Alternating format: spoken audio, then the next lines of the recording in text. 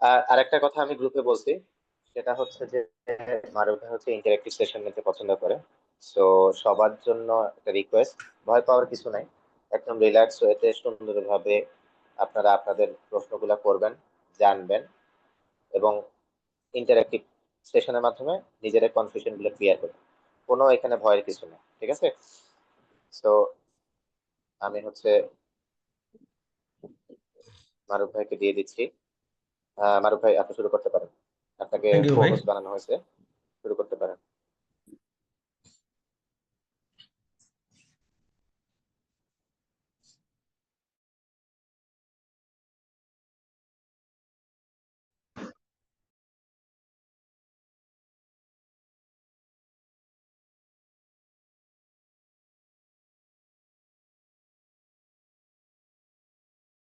কি আমাকে শুনতে পাচ্ছেন? শুধু একজন রেসপন্স করেন।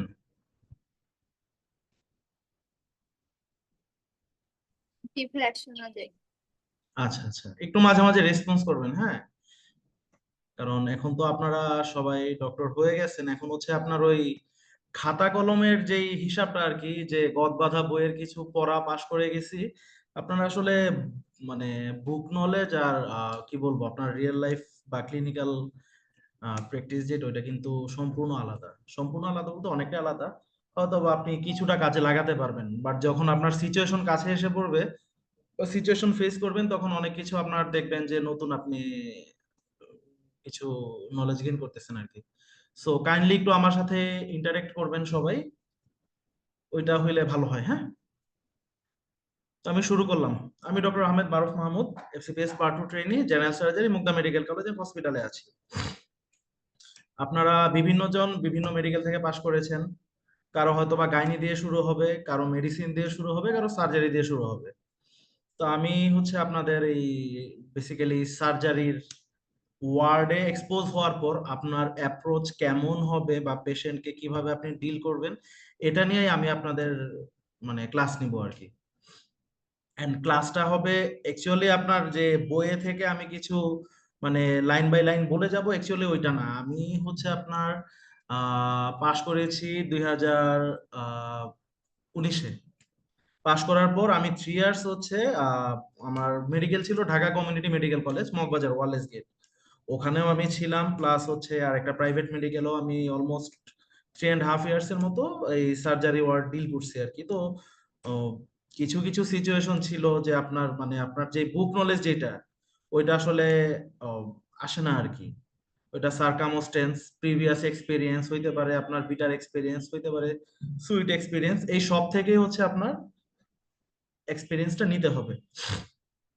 তো সার্জারিতে যারা জয়েন করবেন স্পেসিফিক্যালি, দেখেন আপনারা সবাই ইন্টার্ন হিসেবে জয়েন করবেন। আপনাদের জয়েনিং কবে, ডেট বলে দিছে? যার যার মেডিকেল থেকে জয়েনিং ডেট কি দিছে, মানে আপনার অক্টোবরের ফার্স্ট উইকে জয়েনিং এরকম কিছু? 1 তারিখ ভাই। আচ্ছা, 1 তারিখ, ঠিক আছে। তো আপনারা সবাই ইন্টার্ন, আপনারা ওয়ার্ডে যাবেন। দেখেন, ওয়ার্ডে যাওয়ার পর কিচ্ছু পারেন না, কিচ্ছু জানেন না, পেশেন্ট দেখলেই পাজল হয়ে যাচ্ছেন, ভয় পাওয়ার কিছু নাই। এইটা একদম সিম্পল, এইটাই নর্মাল। যদি এমনই হয় আপনারা ওয়ার্ডে যাওয়ার পর মানে আপনার একটা ভাব থাকবে যে না, আমি পেশেন্ট ডিল করতে পারি, আমি অনেক কিছু জানি, ওইটা অ্যাবনর্মাল। আপনি নাই জানতে পারেন, আপনি নাই বুঝতে পারেন, আস্তে আস্তে করতে করতে বুঝে যাবেন। তো আমি একটু হচ্ছে আপনার গল্পের মতো করে পেশেন্ট ওয়াইজ হচ্ছে আপনার আগাই আর কি। তো ওয়ার্ডে যাওয়ার পর প্রথম যেটা হয় যে গদ বাঁধা ধরা বাঁধা কিছু জিনিস বলে দেয়, যে আপনার হচ্ছে সোপ মেথডে ফলো আপ দিতে হবে। ফলো আপ দেওয়া শিখতে হয়। সাবজেক্ট, অবজেক্ট, অ্যাসেসমেন্ট, প্ল্যান, এটাকে বলে সোপ মেথড। এখানে হচ্ছে আপনি পেশেন্টের কমপ্লেইন শুনবেন, পেশেন্টের ভাইটালস দেখবেন, যদি কোনো অ্যাবনর্মালিটি থাকে বা কিছু থাকে ওইটা উল্লেখ করবেন, আর নেক্সট প্ল্যান কি ওইটা লিখবেন। এটা সবাই পারবে। আপনার মেইন ফোকাসটা হচ্ছে সার্জারিতে। প্রতিদিন সরকারি বলেন প্রাইভেট মেডিকেল বলেন অনেক রোগী আসে। দেখেন, প্রতিদিন 100টা রোগী আসবে, মারা কিন্তু যায় একটা রোগী, খারাপ হয় একটা রোগী।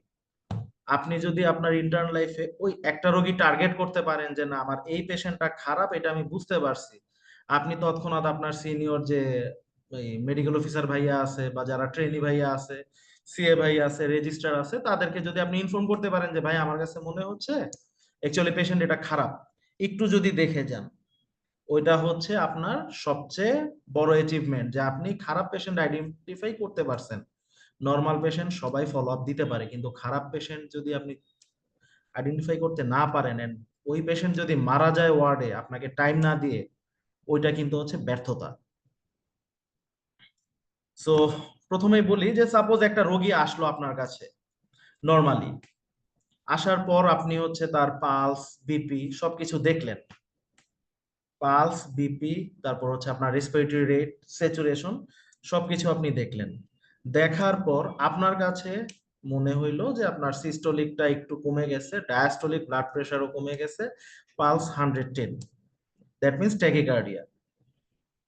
সাথে হচ্ছে আপনার কোল্ড ক্ল্যামি স্কিন, কারণ পেশেন্ট অনগোয়িং শকে যদি যায় সাথে সাথে কিন্তু পালস বাড়বে না। কোল্ড ক্ল্যামি স্কিন আর পেশেন্টের হচ্ছে আপনার, যদি আপনি ইউরিন আউটপুটের হিস্ট্রি নেন, হয়তো বা আপনার সেভারেলস আওয়ার বিফোর তার ইউরিনেশন হয়েছে, এরকম একটা হিস্ট্রি দিবে। এই ক্ষেত্রে আপনার কি করণীয় থাকবে? এটা বারবার বলে দেই, যখনই আপনি একটা পেশেন্টের টেকিকার্ডিয়া পাবেন, নাথিং এলস, যখনই আপনি একটা পেশেন্টের টেকিকার্ডিয়া পাবেন, তখনই আপনি আপনার সুপেরিয়র যিনি আছেন তাকে একটু বলবেন যে ভাই বা আপু একটু কাইন্ডলি আমার সাথে আসেন, পেশেন্টটার পালসটা বেশি, একটু দেখে যান। কথা হচ্ছে কেন কেন আমি শুধু টেকিকার্ডিয়া মার্ক করলাম, যে আপনি টেকিকার্ডিয়া দেখছেন, এটা দেখে আপনি আপনার সুপেরিয়র বা সিনিয়রকে ইনফর্ম করে ফেলছেন যে একটু এসে দেখে যান। কেউ একজন একটু বলেন কেন?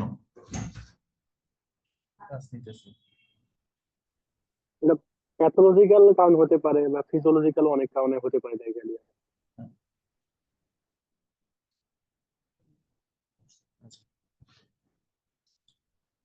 Sorry for the interruption. আচ্ছা বলেন ভাই, কে যেন কি বলতেছিলেন যে আমি টেকিকার্ডিয়ার কথাই কেন বললাম? পালসটা তো যে কোনো একটা ভাইটাল একটা, মানে আমরা না, যদি বলি ভাইটাল এটা হচ্ছে হচ্ছে পালস একটা। এটা হচ্ছে না, স্পেসিফিক আমি বলে দেই। বেলি লাভ কি কেউ পড়ছেন? বেলি লাভ পড়ার এক্সপেরিয়েন্স আছে কারো? বা বেলি লাভ কি কেউ বা কারো কাছে আছে, বা কারো কেউ পড়েছেন কিনা বেলি লাভ? বেলি লাভের 3 নাম্বার চ্যাপ্টারটা হচ্ছে 3 নাম্বার না, সেকেন্ড চ্যাপ্টারটা শক।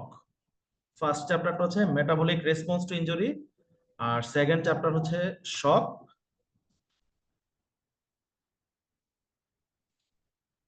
সরি সরি সরি,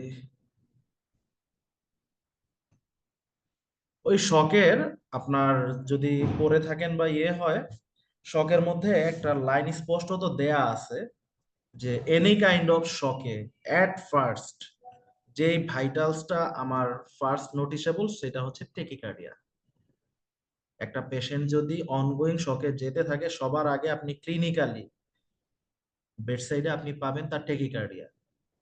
এই জন্য সার্জারির ওয়ার্ডে বা সার্জিক্যাল পেশেন্টের ক্ষেত্রে টেকিকার্ডিয়া যদি আপনি পান, you must inform your superior. কে কি বললো না বললো এটা ভাইয়া বলার মানে মাথায় আনার দরকার নাই।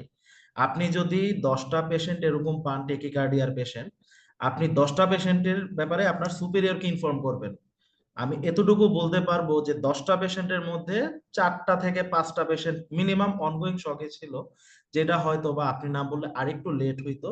লেট হয়ে গেলে কি হইতো, শকে তো হচ্ছে আপনার ল্যাকটিক অ্যাসিডোসিস হয়, কিছু মাইক্রোভাস্কুলার চেঞ্জ হয়, ম্যাক্রোভাস্কুলার চেঞ্জ হয়, আলটিমেটলি পরে সেটা ইরিভার্সিবল চেঞ্জের দিকে চলে যায়। তো শকের ক্ষেত্রে অ্যাজ আর্লি অ্যাজ পসিবল আপনার আইডেন্টিফিকেশন এন্ড ম্যানেজমেন্ট যত আপনি তাড়াতাড়ি শুরু করতে পারবেন, পেশেন্টের সার্ভাইভাল রেট তত বেড়ে যাবে।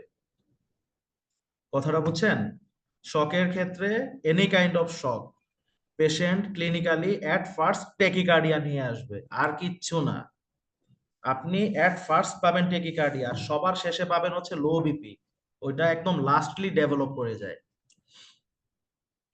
এই জন্য টেকিকার্ডিয়া একটু খাতায় নোট করেন, আমি আপনার যে পয়েন্টগুলো বলবো ওগুলো একটু নোট করবেন আপনি, যে যদি টেকিকার্ডিয়া থাকে অবভিয়াসলি আপনার সুপিরিয়রকে ইনফর্ম করবেন। কেন? কারণটা লিখে ফেলেন যে any kind of shock, first clinical sign appears, that is tachycardia. এখন আমাদের সার্জারিতে একটা ম্যাজিক বক্স আছে, ওইটাই হচ্ছে সার্জারির ধ্যান জ্ঞান। ম্যাজিক বক্সটা হচ্ছে অ্যাবডোমিন।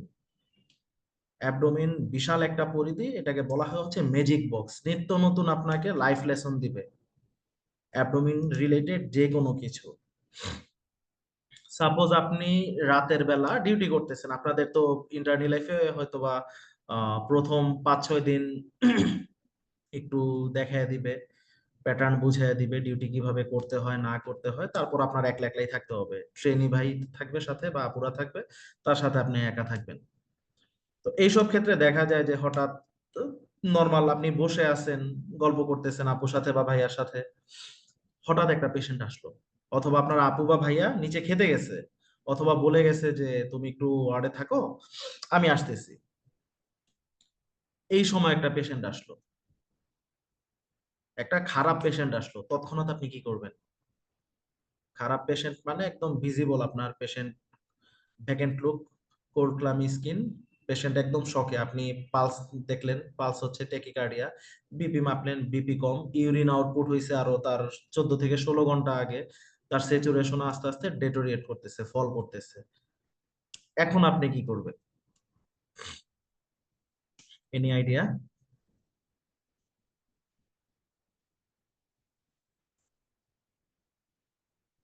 এখন আপনার কি করণীয় বলেন? সিনিয়রকে কল দিব যদি ফোন নাম্বার থাকে। হ্যাঁ, সিনিয়র মনে করেন যে দূরে আছে, তখন কি করবেন? ইমিডিয়েট রিসাসিটেশন করবো, ফ্লুইড এক্সাক্ট সেটাই, ইমিডিয়েট রিসাসিটেশন করবেন। তো কিভাবে রিসাসিটেট করবেন পেশেন্টকে? ফ্লুইড দেবো। আচ্ছা, ফ্লুইড দিবেন। আর যদি সিঙ্গেল কোনো চ্যানেল না ডবল চ্যানেল? আচ্ছা জানি না, সিঙ্গেল চ্যানেল দিবেন নাকি ডবল চ্যানেল দিবেন? Double channel. এই ক্ষেত্রে একটু একটা মানে মতবাদ আছে। মতবাদ বলতে এটা হচ্ছে, বলতে পারেন আমার পার্সোনাল ভিউ বা পার্সোনাল ভিশন। যখনই এরকম একিউট অ্যাবডোমিনের কোনো পেশেন্ট আসে, আপনি এইগুলা তো দেখবেন দেখবেন, সাথে একটা জিনিস অবশ্যই করবেন, সেটা হচ্ছে অ্যাবডোমিন পালপেশন, অ্যাবডোমিনাল পালপেশন। ওইটা যেন কখনোই মিস না হয়, কখনোই যেন মিস না হয়। এই এক অ্যাবডোমিনাল পালপেশন দিয়ে আপনি ডিউ পারফোরেশন, আপনার গাট পারফোরেশন, স্টোমাকের অ্যান্টেরিয়র ওয়াল পারফোরেশন, দেন হচ্ছে আপনার বার্স্ট অ্যাপেন্ডিক্স, কলিসিস্টাইটিসের pain, perforated peptic ulcer disease সবকিছু এক্সক্লুড করতে পারবেন। কিভাবে? সেটা হচ্ছে আইদার আপনার local peritonitis or diffuse generalised peritonitis developing এর দিকে যদি চলে যায়। আপনি যদি অ্যাবডোমেন পালপেট করেন, পালপেট করে যদি দেখেন যে already board like rigidity develop করে গেছে, বোর্ড লাইক রিজিডিটি ডেভেলপ করে গেছে, তার মানে আপনার মাথায় ধরতে হবে পেশেন্টটা কতক্ষণ ধরে শকে আছে। যদি আপনি বোর্ড লাইক রিজিডিটি পান, বলেন, কেউ একজন বলেন যে আপনি পেশেন্টের অ্যাবডোমিন পালপেট করলেন, দেখলেন পেশেন্টের অ্যাবডোমিনটা খুব শক্ত হয়ে আছে, তখন আপনার মাথায় কি আসবে? পেশেন্ট কতক্ষণ ধরে শকে আছে, বা পেশেন্টের এই বাজে অবস্থা কতক্ষণ ধরে? 6 আওয়ার্স। হুম, 6 আওয়ার্স। আর কেউ?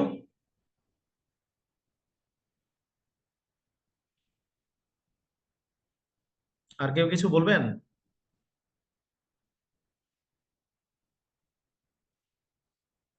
হ্যালো, বলেন, সমস্যা নাই, বলেন বলেন। আপনার লাইফ লেসন এগুলাই, এগুলা থেকেই হচ্ছে আপনি দেখেন, আপনার হচ্ছে বেশি জানা বা কম জানার কোনো ব্যাপার না, বেশি জানতে হয় এমন কিছু না। আপনি কম জানবেন বা যতটুকু জানবেন অতটুকু টু দা পয়েন্টে জানবেন, যেটা পেশেন্টের জন্য হচ্ছে হেল্পফুল। আচ্ছা আমি বলি, যদি আপনি একটা পেশেন্টের এরকম বোর্ড লাইক রিজিডিটি পান, দ্যাট মিন্স হচ্ছে তার জেনারেলাইজড পেরিটোনাইটিস ডেভেলপ করে গেছে। এটা বেইলি ল্যাবে স্পষ্টত লেখা আছে, diffuse generalised peritonitis develops within 24 hours. তার মানে আপনার বুঝতে হবে পেশেন্টটা 24 hours or more than 24 hours এই কন্ডিশনের মধ্যে দিয়ে যাচ্ছে। আমার কথা বুঝতে পারছেন? জি ভাইয়া। আচ্ছা, এখন আপনার যেটা বললেন, কোন একজন আপু বলছেন যে পেশেন্টকে রিসাসিটেট করবেন। যদি এটাই হয়ে থাকে যে পেশেন্টের যদি বোর্ড লাইক রিজিডিটি ডেভেলপ করে যায়, ভাই বা আপু যেই থাকেন, সিঙ্গেল চ্যানেল কখনোই ওপেন করবেন না। 2 হাতে 2টা হোয়াইট বোর্ড ক্যানুলা করবেন। 2টা হোয়াইট বোর্ড ক্যানুলা করার পর আপনি ফ্লুইড চালায়া দেন। কোন ধরনের ফ্লুইড চালাবেন আপনি? কোন ধরনের ফ্লুইড দিবেন? হার্টম্যান সলিউশন। ওইটার একটা হেডিং আছে তো, ক্রিস্টালয়েড না কলয়েড? ক্রিস্টালাইজ। ক্রিস্টালয়েড দিবেন। ওকে, ক্রিস্টালয়েড চয়েস অফ ফ্লুইড কোনটা? হার্টম্যান। হার্টসল। হার্টসল কেন দিবেন? দেখেন একটু ইন্টারফেয়ার করি এই জায়গাটাতে। আমাদের ইন্টার্ন লাইফ, ইভেন আমাদের ট্রেনিদেরও অনেক আছে, শুধু আমরা না, মানে আপনারা না, আপনারা যারা নতুন পাস করছেন তারা না, আমাদের ট্রেনিদেরও অনেকেই আছে প্রপার ফ্লুইড ম্যানেজমেন্ট সম্পর্কে ন্যূনতম জ্ঞান নাই। একটা পেশেন্ট আসলো, আমি তাকে 0.9% সোডিয়াম ক্লোরাইড দিয়ে দিলাম। একটা পেশেন্ট আসলো, আমি হার্টসল দিয়ে দিলাম, ওভারঅল 5% দিয়ে দিলাম, 5% ডিএনএস দিলাম। কেন?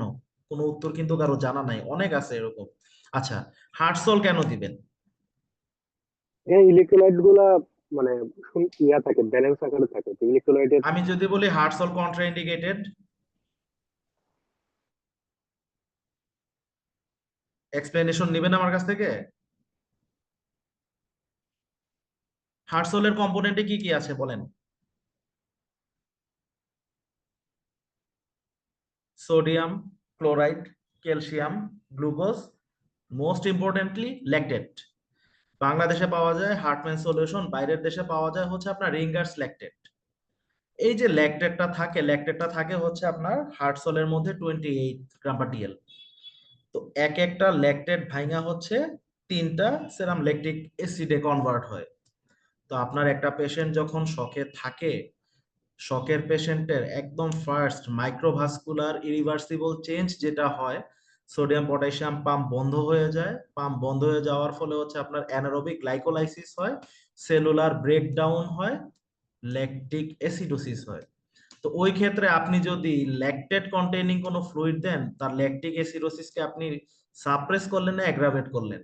কোনটা?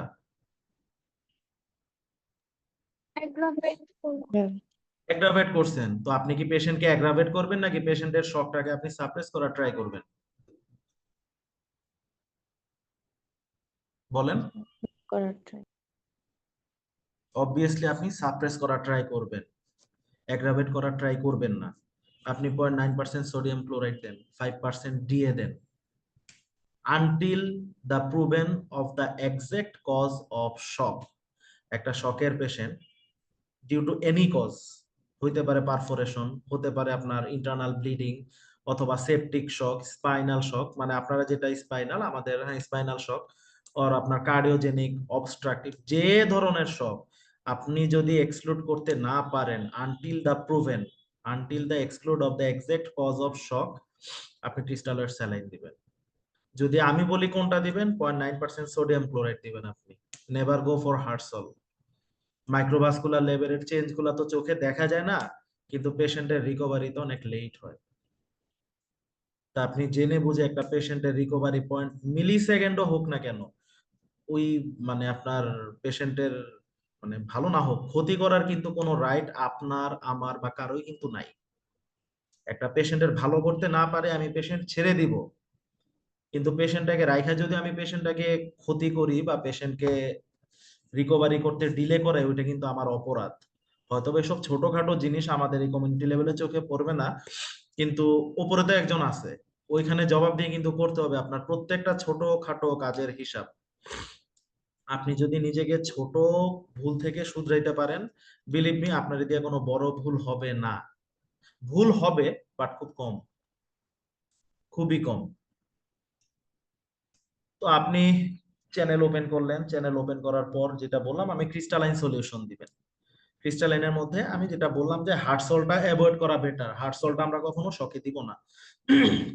আপনি 0.9% সোডিয়াম ক্লোরাইড দেন, 5% ডিএ দেন, বাট নেভার 5% ডিএনএস, ওটা হাইপাটোনিক। আইসোটোনিক হচ্ছে আপনার এই 5% DA, Hartsol 0.9% sodium chloride. But এখান থেকে আপনার চয়েস থাকবে 0.9% সোডিয়াম ক্লোরাইড ও নর্মাল স্যালাইন, অথবা 5% ডিএ। হার্টসল দিয়েন না।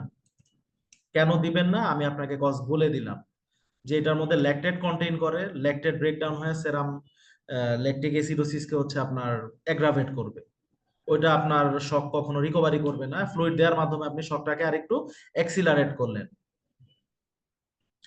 এখন আপনি চ্যানেল ওপেন করছেন, একটাতে হচ্ছে আপনি দিয়ে দিলেন, কি দিছেন, ক্রিস্টালয়েড, আরেকটাতেও ক্রিস্টালয়েড দিবেন, বাট ওইটার সাথে কি কিছু দেওয়ার দরকার আছে আপনার? ওই ক্রিস্টালয়েডের সাথে কি আপনি কোনো কিছু দিতে চান, এক্সটার্নাল কোনো এজেন্ট?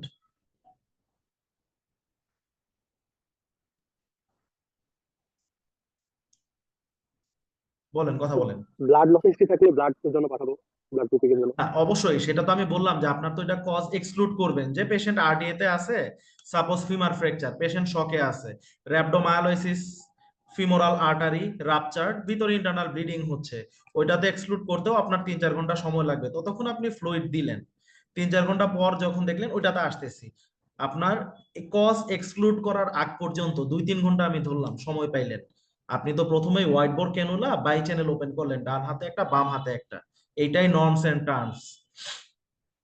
একটাতে আপনি ক্রিস্টালয়েড শুধু দিয়ে দিলেন, আরেকটাতে আপনি মানে নরমাল স্যালাইন, আরেক হাতেও নরমাল স্যালাইন দিলেন, ওইটার সাথে কি আপনি কিছু দিবেন বা দিতে চান? দুইটাতে ফ্লুইড দেওয়া যায়, ক্রিস্টালয়েড ফ্লুইড। হ্যাঁ ক্রিস্টালয়েডের সাথে কি আর কিছু দিবেন কিনা, আমি ওটা জিজ্ঞেস করতেছি। ডোবুটামিন বা কোনো কার্ডিও এক্সাক্ট, হ্যাঁ ইনোট্রপিক হ্যাঁ ড্রাগ। হ্যাঁ, আনোট্রপিক যেগুলোকে আমরা বলি ভ্যাসোপ্রেসর। ডোবিউটামিন কোন রিসেপ্টরের উপর কাজ করে আপু বলেন?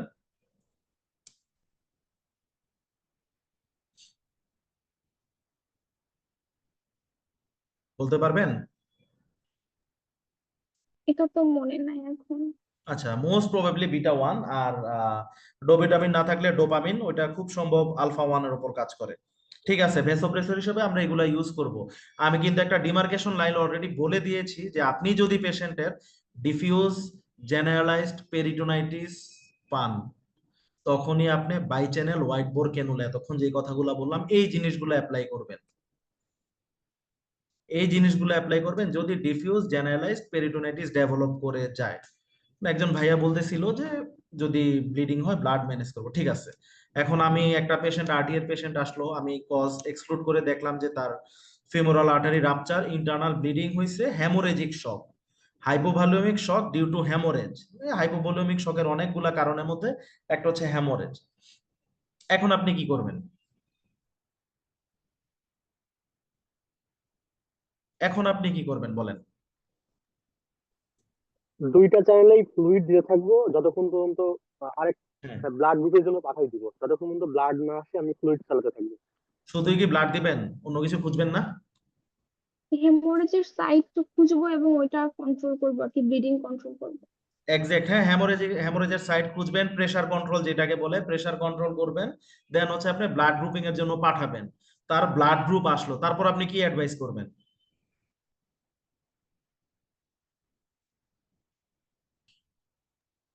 ব্লাড গ্রুপটা মনে ইমিডিয়েটলি করেন ব্লাড আয়সা পড়ছে, ট্রান্সফিউশন। পেশেন্টের ব্লাড গ্রুপ এ পজিটিভ, তারপর আপনি কি করবেন? Donor blood management. ম্যানেজ হ্যাঁ হ্যাঁ, বুঝি নাই। ডোনার ম্যানেজ করার জন্য বলবো, ডোনারের ব্লাড আচ্ছা হ্যাঁ, গ্রুপিং। ডোনার ম্যানেজ করার জন্য বলবেন, তারপর ডোনার থেকে কি নিবেন? ব্লাডের যে হোল ব্লাড কম্পোনেন্টটা নিব। লস হচ্ছে সেটা সেটা নিবো আর এক্সাক্ট কি। সেটাই, যদি আমি টু দা পয়েন্টে বলি, আপনি হচ্ছে ভলিউম এক্সপান্ডার ইউজ করবেন, ভলিউম এক্সপান্ডার ইউজ করবেন। আপনারা তো সবাই তো হচ্ছে পরীক্ষা তো পাস করছেন, আমাদের বডি ফ্লুইড কত পার্সেন্ট বডিতে? এভারেজ 70 কেজির মিল, 42। 42 লিটার অর 60%, তাই তো? 42 লিটারের ডিস্ট্রিবিউশনটা বলেন তো একটু, কেউ কেউ একজন বলেন তো। 2/3 ইন্ট্রাসেলুলার ফ্লুইড। হুম, আইসিএফ, আর 1/3 extra cellular fluid, that means intracellular হচ্ছে 28 লিটার আর এক্সট্রা সেলুলার ফ্লুইড হচ্ছে 14 লিটার। এই 14 লিটারের ডিস্ট্রিবিউশনটা আমাকে একটু বলেন তো কেউ,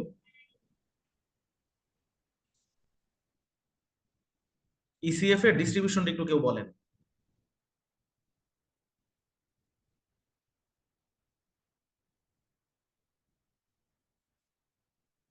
বলেন কেউ, একজন বলেন ইসিএফ এর ডিস্ট্রিবিউশনটা, আমার এই 14 লিটারের ডিস্ট্রিবিউশনটা একজন বলেন কেউ।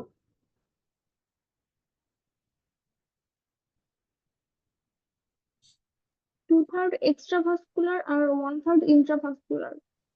এইভাবে কখনোই বলবেন না। এভাবে যদি বলতে যান, আপনার পোস্ট গ্রেড লেভেলে যদি স্যাররা আসে তখন জিজ্ঞেস করবে যে what do you mean by extravascular and what is intravascular. বলেন এক্সট্রাভাস্কুলার কি জিনিস? এক্সট্রাভাস্কুলার ট্রান্সসেলুলার, বলতে আপনি কি বুঝেন? হ্যাঁ হ্যাঁ ট্রান্সসেলুলার আর ইন্টারস্টিশিয়াল। হ্যাঁ, এক্সাক্ট সেটাই, ট্রান্সসেলুলার এন্ড ইন্টারস্টিশিয়াল। আর ইন্ট্রাভাস্কুলার মানে হচ্ছে আপনার প্লাজমা। তোমার ইন্টারস্টিশিয়াল ফ্লুইড থাকে মোরলেস 10 লিটার। 3 লিটার হচ্ছে আপনার প্লাজমা, আর 1 লিটার হচ্ছে ট্রান্সসেলুলার ফ্লুইড। এখন আপনি আমাকে বলেন, কেউ একজন বলেন যে ট্রান্সসেলুলার ফ্লুইড আসলে কি জিনিস।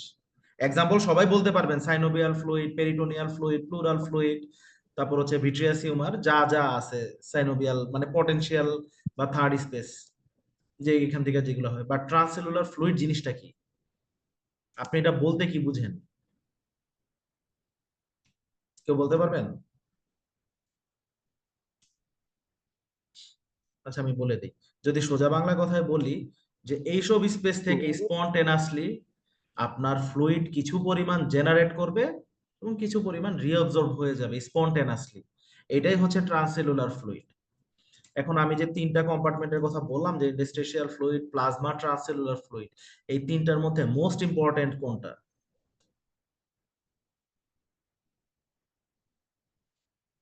বলতে পারবেন? প্লাজমা। হুম হুম প্লাজমা। হ্যাঁ প্লাজমা। শুধু অ্যামং দ্য মানে এই 3টার মধ্যে না, টোটাল ইসিএফ, আইসিএফ, টোটাল যে বডি ফ্লুইড যত কম্পার্টমেন্ট আছে, সবচেয়ে ক্রুশিয়াল এন্ড সবচেয়ে ইম্পর্টেন্ট হচ্ছে প্লাজমা।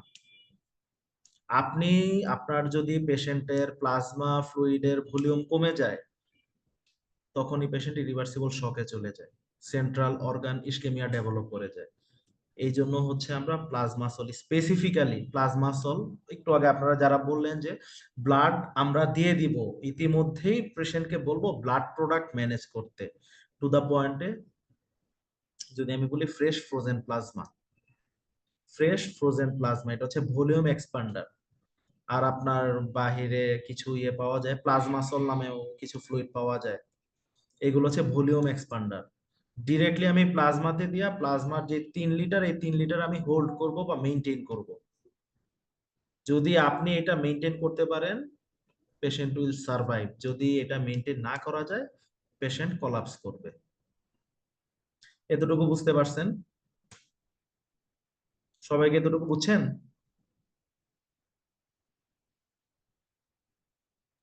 ভাই প্লাজমা সোলটা কি হচ্ছে, মানে ব্লাডের কোনো কম্পোনেন্ট না তো, না? ওটা ভলিউম এক্সপান্ডার না, ব্লাড কম্পোনেন্ট না। ব্লাডের কম্পোনেন্ট তো হচ্ছে আপনার whole blood, red cell concentrate, platelet, তারপর হচ্ছে আপনার ফ্রেশ ফ্রোজেন প্লাজমা, ক্রায়োপ্রিসিপিটেট, আর হচ্ছে আপনার অটোলোগাস ব্লাড, মোরলেস এগুলাই। তো ভাইয়া ভলিউম এক্সপান্ডার কি ফ্রেশ ফ্রোজেন প্লাজমা তারপর প্লাজমা সোল দুইটাই? হ্যাঁ দুইটাই। আচ্ছা। প্লাজমা সল্টটা হচ্ছে আপনার রেডিমেড দোকানে কিনতে পাওয়া যায়, আর ফ্রেশ ফ্রোজেন প্লাজমা হচ্ছে আপনার ডোনার নিয়ে ডোনার থেকে বের করতে হয় সরাসরি। কিভাবে কাজ করে, আমার সোজা কথা হচ্ছে যে প্লাজমার মধ্যে তো আমার অনেক ধরনের প্রোটিন থাকে, মেইনলি অঙ্কোটিক প্রেসার মেইনটেইন করে কে, মানে আমার তো আপনার একটা কি বলবো, এটা একটা চ্যানেল, একটা ভেনাস চ্যানেল, যেটা দিয়ে হচ্ছে আমি ফ্লুইড দিব এটার মধ্যে। এটার ভিতরের ইয়েটাই তো হচ্ছে আপনার প্লাজমা ভলিউম, এটার ভিতরে যেটা আছে। তো ভেনের বাইরে যেটা থাকে সেটা হচ্ছে হাইড্রোস্ট্যাটিক প্রেসার বা পানির প্রেসার, আর ভিতরে যেটা থাকে সেটা হচ্ছে প্রোটিন প্রেসার বা অঙ্কোটিক প্রেসার। অঙ্কোটিক প্রেসারটা হচ্ছে আপনার প্লাজমার ভিতরে সব কম্পোনেন্ট ধরে রাখে। Hydrostatic pressure always greater than protein pressure. ওর একটা টেন্ডেন্সি থাকবে আমি যেন টান দিয়ে বের করে নিয়ে আসি সেলের ভিতর থেকে জিনিসগুলো। এই জিনিসটা প্রিভেন্ট করে হচ্ছে মেইনলি কোন প্রোটিন বলেন, কেউ পারবেন? অ্যালবুমিন। Albumin, mainly albumin. এই জন্য হচ্ছে আমরা ফ্রেশ ফ্রোজেন প্লাজমাটা অথবা হিউম্যান অ্যালবুমিন, অ্যালবুটিন নামে বাজারে পাওয়া যায়, 20% আছে, 25% আছে, ডিরেক্টলি এগুলা দেই। এই জন্যই হচ্ছে ভলিউম এক্সপান্ডার, যে আমার প্লাজমার ভিতরে যদি আমি অ্যালবুমিন, মেইনলি অ্যালবুমিন, প্লাজমা প্রোটিনের সবচেয়ে মেজরিটি হচ্ছে অ্যালবুমিন, যদি আমি এটা সাপ্লাই দিতে পারি, আমার ভিতরের অঙ্কোটিক প্রেসার মেইনটেইন হবে, আমার প্লাজমা ভলিউম মেইনটেইন হবে, পেশেন্ট কোলাপস করবে না। অন্তত পেশেন্ট কলাপস করবে না। এতটুকু বুঝতে পারছেন? এতটুকু বুঝতে পারছেন?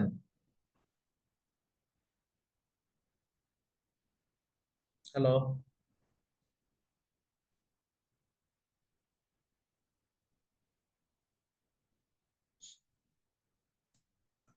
জি ভাইয়া। এতটুকু বুঝতে কারো কোনো সমস্যা আছে? রেসপন্স করেন। না ভাইয়া। আচ্ছা, আপনি হচ্ছে তার করলেন, কি যেন বলে, ফ্লুইড দিলেন, তারপর হচ্ছে আচ্ছা ফ্লুইড দেওয়ার পর একটা সিনারিও ঘটতে পারে। ফ্লুইড দেওয়ার পর আপনি ফ্লুইডটা কিভাবে দিবেন? চ্যানেল ওপেন করার পর যে ফ্লুইডটা দিবেন, ক্রিস্টালয়েড সলিউশন যে দিবেন বা স্যালাইন দিবেন, ওইটা কিভাবে দিবেন আপনি?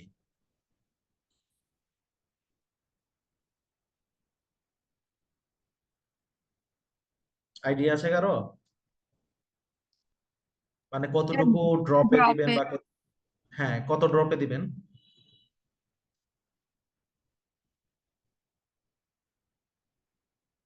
Any idea?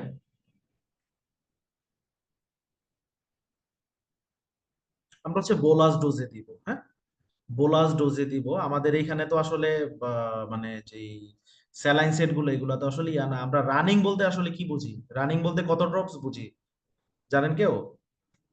More or less 50 to 60 drops per minute, এটা হচ্ছে রানিং। আমার কথা বুঝতে পারছেন কেউ? এটা হচ্ছে রানিং। তো আমরা হচ্ছে বোলাস ডোজে দিব। কেন দিব? ফ্লুইডটা যে আমরা বোলাস ডোজে দিব, কেন দিব? এনি আইডিয়া কারো? বা কতক্ষণ দিব? কতটুকু দিব বোলাস ডোজে? বোলাস ডোজ দিব আমি, কতটুকু ফ্লুইড বোলাস ডোজে দিব, কেন দিব? বলেন কেউ আমাকে, যার যেটা মাথায় আসে বলেন।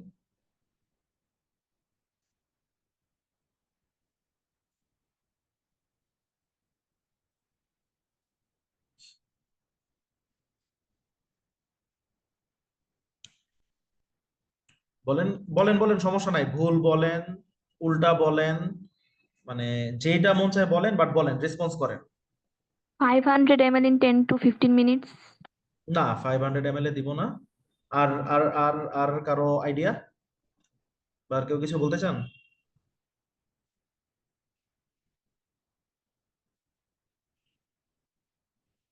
আচ্ছা আমি বলে দিই, এটা হচ্ছে 250 to 300 ml, 250 থেকে 300 ml বোলাস ডোজে দিব 10 to 15 মিনিটস। কেন দিব?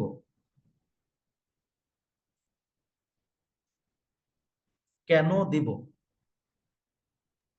ভাইয়া, এটা কি যে কোনো শকেই?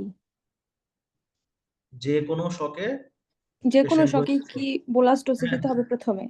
আর না, ভলিউমটা মেনটেন আমি করার তো জন্য। কেনটা এই জন্যই বললাম যে কেন দিব। যে ভলিউম কোনো শকে মেনটেন তো আমি করার দিব জন্য। না। কম্পেনসেট করার জন্য। না, যখন আপনি পেশেন্টের লো বিপি পাবেন, যেটা হচ্ছে last clinical feature of the shock, যে পেশেন্ট আসলে আপনারা দেখবেন যে cold clammy skin, tachycardia, pulse, এই ব্লাড প্রেশার কি ভাইয়া পাচ্ছি না, তারপর হঠাৎ মনে হলো যে না পাইছি, কত পাইছি, 60/40 পাইছি আমি, একদম লো বিপি। শকে তো এটাই হয়, লো বিপি। আপনার যখন লো বিপি হবে তখন আপনার বডিতে একটা চ্যালেঞ্জ দিতে হয়। সেটা কি? সেটাকে বলা হয় ফ্লুইড চ্যালেঞ্জ। এটা একটা নাম আছে, এটা হচ্ছে ডাইনামিক ফ্লুইড রেসপন্স। এটা হচ্ছে আপনি 250 to 300 ml of fluid bolus dose over 10 to 15 minutes এটা দিবেন। দেওয়ার পর আপনি ব্লাড প্রেশার চেক করবেন, দেখবেন যে তার ব্লাড প্রেশারটা 90-70 দিকে আসছে কিনা।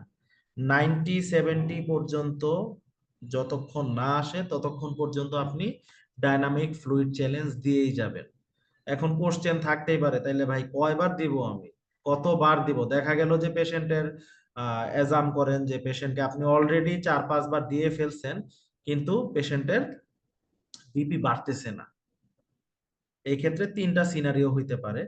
যদি আপনি একটাই ফ্লুইড চ্যালেঞ্জ দেন, দেখা গেল পেশেন্টের বিপি বেড়ে গেছে সিস্টোলিক 90, ডায়াস্টোলিক 70, এটাকে বলা হয় রেসপন্ডার। মানে আপনি ডাইনামিক ফ্লুইড চ্যালেঞ্জ করছেন, পেশেন্ট রেসপন্স করছে, নাও আপনি ওকে, এবার আপনি হচ্ছে আপনার ফ্লুইড আগেরটা যেভাবে নরমাল আপনার এই রানিং এ চলতেছিল চলতে থাকুক। কিন্তু সেকেন্ড সিনারিও যেটা, যে আপনি পেশেন্টকে ফ্লুইড দিলেন, ফ্লুইড চ্যালেঞ্জ দিলেন, পেশেন্টের ব্লাড প্রেশার 90-70 আসলো, একটু পরে দেখলেন আবার প্রেশার ফল করছে, আবার পেশেন্টের প্রেশার 60-40-তে চলে গেছে। এইটাকে বলা হয় ট্রানজিয়েন্ট রেসপন্ডার, যে একবার রেসপন্স করছে, করার পর আবার বিপি ফল করে গেছে। অথবা আরেকটা হতে পারে যে আপনি ফ্লুইড চ্যালেঞ্জ দিছেন বাট পেশেন্টের বিপি বাড়ে নাই, সেম স্টিল ওই জায়গাতে রয়ে গেছে 60/40, এটাকে বলা হয় নন রেসপন্ডার। সেই ক্ষেত্রে আপনি কি করবেন?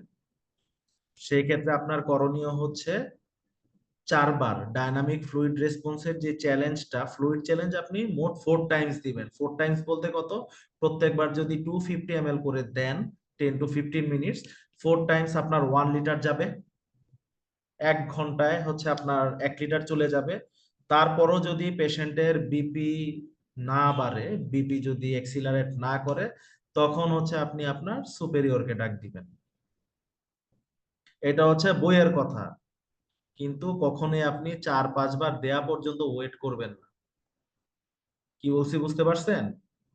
আপনি একটাই ফ্লুইড চ্যালেঞ্জ দিলেন, রেসপন্স করে নাই, আপনি আপনার সুপেরিয়র রিভিউ নেবেন যে আপু বা ভাইয়া আমি একবার দিছি হয় নাই, তখন আপনার সুপেরিয়র আরো 2 থেকে 3 বার দিবে, দিয়ে দেখবে যে রেসপন্স করে কি না। করলো না, দেন হচ্ছে আমার নর অ্যাড্রেনালিনের দিকে চলে যেতে হবে, যেটা স্পেসিফিক ম্যানেজমেন্ট, ওইটারও পরে হিসাব, ওইটা আপনাদের হিসাব না, ওইটা আমাদের ক্ষেত্রেও খুব কম হয়। সেই ক্ষেত্রে আমাদের ক্ষেত্রে যেটা হয়, আপনার আইসিইউর থেকে কনসালটেন্ট ডেকে আনতে হয়, বা ইন্টেন্সিভিস্ট যারা আছে ওদের সাথে কোলাবোরেশনে যেতে হয় তখন। ওকে, আপনার ব্লাড প্রেশার পেশেন্ট আসলো, আপনি ফ্লুইড দিলেন, ব্লাড প্রেশার মেনটেন করলেন, তারপর আপনার কাজ কি? মানে পেশেন্টকে আপনি সব থেকে স্টেবল করতেছেন। পিছনের কজ আমি কি বললাম? অ্যাকিউট অ্যাবডোমেন, অ্যাকিউট অ্যাবডোমেন, কারণ সার্জারি ওয়ার্ডে পেশেন্ট এইগুলা ছাড়া অন্য কোনো কারণে আর শকে যাবে না। আপনি সার্জারি ওয়ার্ডে পেশেন্ট শকে পাবেন ওর অ্যাকিউট অ্যাবডোমেন থেকেই পাবেন, অথবা ভিজিবল রোড ট্রাফিক অ্যাক্সিডেন্ট, সিঁড়ি থেকে পড়ে গেছে, মাথা ফেটে গেছে, ফিজিক্যাল অ্যাসল্ট, এইগুলা। বাট মেজরিটি পাবেন হচ্ছে অ্যাকিউট অ্যাবডোমেন।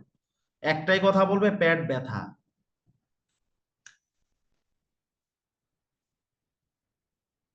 তখন আপনি কি করবেন? তার পরের স্টেপটা কি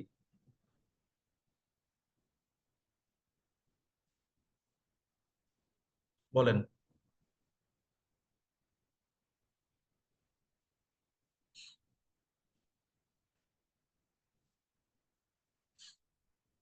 তারপর আপনি কি করবেন বলেন, কেউ একজন বলেন। ক্যাথেটারাইজেশন। আগে কি ক্যাথেটার করবেন? আমরা কি কডোক্রেনিয়াল যাই নাকি ক্রেনিয়াল টু কডাল যাই, কোনটা আমাদের ডিরেকশন কোনটা থাকে? আপনি যখন মায়ের পেটে ছিলেন, আমরা যখন মায়ের পেটে ছিলাম, নিউরাল টিউব, নিউরাল কর্ড যখন আপনার ডেভেলপমেন্টালি যখন বিস্তৃত হয়েছে, তখন এটা ডিরেকশন কোনটা ছিল? ক্রেনিও কডাল ডিরেকশন ছিল না?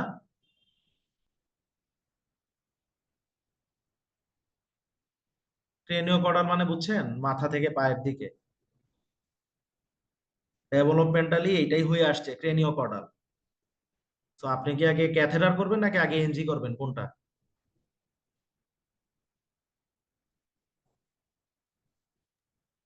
এনজি। নিয়ম অনুযায়ী আপনি এনজি করবেন। এখন এনজি যে করবেন, এনজি করার কি কেউ মেথড জানেন, বা কেউ কি এনজি করেছেন কিনা?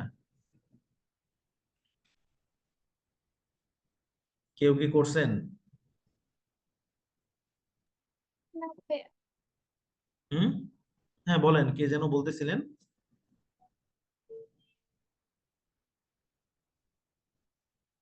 হ্যালো,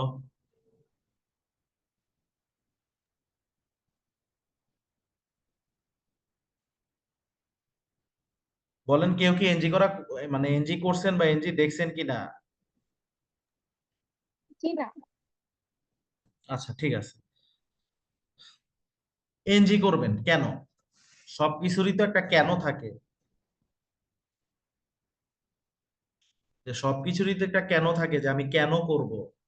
আপনার এখন ইন্টার্নি লাইফে আপনার যেটা লেসন, যে আপনি যতটুকুই করেন ছোট কাজই করেন, কিন্তু এটার কেনটা জানতে হবে, যে কেন করতেছি আমি। কেন করব বা কেন করতেছি। এখন এনজি কেন করি আমরা? একটা শকের patient due to acute abdomen, আপনার সার্জিক্যাল ওয়ার্ডে এর বাইরে কিছু আসবে না, এর বাইরে কিছু আসবে না। হ্যাঁ, অ্যাকিউট অ্যাবডোমেন থেকেই পেশেন্ট মেজর শকে আসবে। মেজরিটি শকের কজই থাকবে অ্যাকিউট অ্যাবডোমেন, আন্ডারলাইং কজ। এখন অ্যাকিউট অ্যাবডোমেনের হাজারটা কজ আছে যেটার জন্য পেশেন্ট শকে যেতে পারে। এখন আপনি এনজি কেন করবেন? সাকশন দেওয়ার জন্য ভাই। এক্সাক্ট, সেটাই, সাকশন দেওয়ার জন্য। এখন কথা হচ্ছে যে সাকশন আমি দিব কি দিব না, এটা ডিপেন্ড করবে কিসের উপর? ডিস্টেনশন আর অবস্ট্রাকশন রিলিজ করার জন্য। হ্যাঁ, এটা হচ্ছে একটা ভালো কথা বলছে, ডিস্টেনশন বা অবস্ট্রাকশন রিলিজ করার জন্য। সাপোজ আপনি চিন্তা করেন না, আপনার একটা পেশেন্ট, আপনি তো হচ্ছে আপনার অ্যাবডোমিনাল এক্সরে করলে হচ্ছে ডোম অফ দা ডায়াফ্রামে যদি আপনার ক্রিসেন্টিক শ্যাডো পান, ওইটাতে হচ্ছে আপনি শিওর হইতে পারবেন যে তার পারফোরেশন আছে, কিন্তু কোথায় পারফোরেশন আছে সেটা কিন্তু আপনি জানেন না। এটা হইতে পারে আপনার ডিউডেনামে, হইতে পারে স্টোমাকে, হইতে পারে টার্মিনাল আইলিয়ামে, হইতে পারে ডিজে ফ্লেক্সার অথবা ডিউডেনোজেজুনাল ফ্লেক্সার, যেটা হইতে পারে আপনার লার্জ গাটের যে কোনো জায়গায় পারফোরেশন হইলো। এখন যদি আপনার সাপোজ ডিউডেনাল পারফোরেশন হয় বা আইলিয়াল পারফোরেশন হয়, তখন আপনি যদি সাকশন দেন আপনি কালেকশন পাবেন না। যদি আপনি এনজি টিউব ইনসার্ট করেন ওটাতে কালেকশন আসবে না, আপনার নেগেটিভ সাকশন দেয়া লাগবে না, আপনি জাস্ট স্টোমাকে দিবেন, দেওয়ার পরপরই আপনি কিছু কালেকশন পাবেন।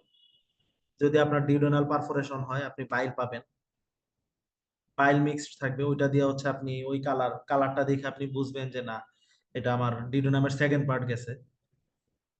যদি হচ্ছে আপনার ফার্স্ট পার্ট রাপচার হয়, যদি পোস্টেরিয়রলি রাপচার হয়, তখন হচ্ছে আপনি ব্লাড স্টেন কিছু সিক্রেশন পাবেন, যেটা থেকে আপনি চিন্তা করে নেবেন যে না, আমার গ্যাস্ট্রোডিউডেনাল আর্টারি, যেটা হচ্ছে আপনার ফার্স্ট পার্ট অফ ডিউডেনামের পোস্টেরিয়র ওয়ালে থাকে, পারফোরেটেড পেপটিক আলসার ডিজিজ যেটা আমরা কি বলি, ওইটার জন্য হয়েছে। যদি ফিকাল ম্যাটার আসে, ফিকাল ম্যাটারও আসতে পারে আপনার এই এনজি ইয়া থেকে, ফিকাল ম্যাটারও আসতে পারে। তো এটা ধরলে আপনি বুঝে নেবেন যে আপনার লার্জ গার্ড পারফোরেশন হয়েছে। এটা হচ্ছে আমার এনজি করার ইয়ে। আর একজন বললো যে নেগেটিভ সাকশন, হ্যাঁ আমরা নেগেটিভ সাকশন দেই, 2 আওয়ার্সলি নেগেটিভ সাকশন দেই। এখন কথা হচ্ছে এনজি আমরা কিভাবে করব? এনজির ফুল মিনিংটা কি? নেজো গ্যাস্ট্রিক। এখন এনজি আমরা কিভাবে করি কেউ জানেন? এনজি টিউব ইনসারশন যে জানেন, যতটুকু জানেন বলেন।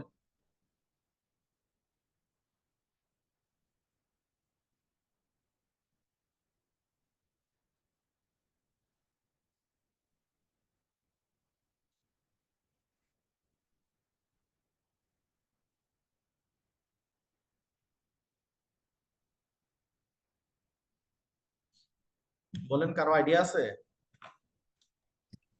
প্রথমে একটা মেজারমেন্ট নিতে হবে, এক্সাক্ট সেটাই। কতটুকু মেজারমেন্ট নেবেন আপনি?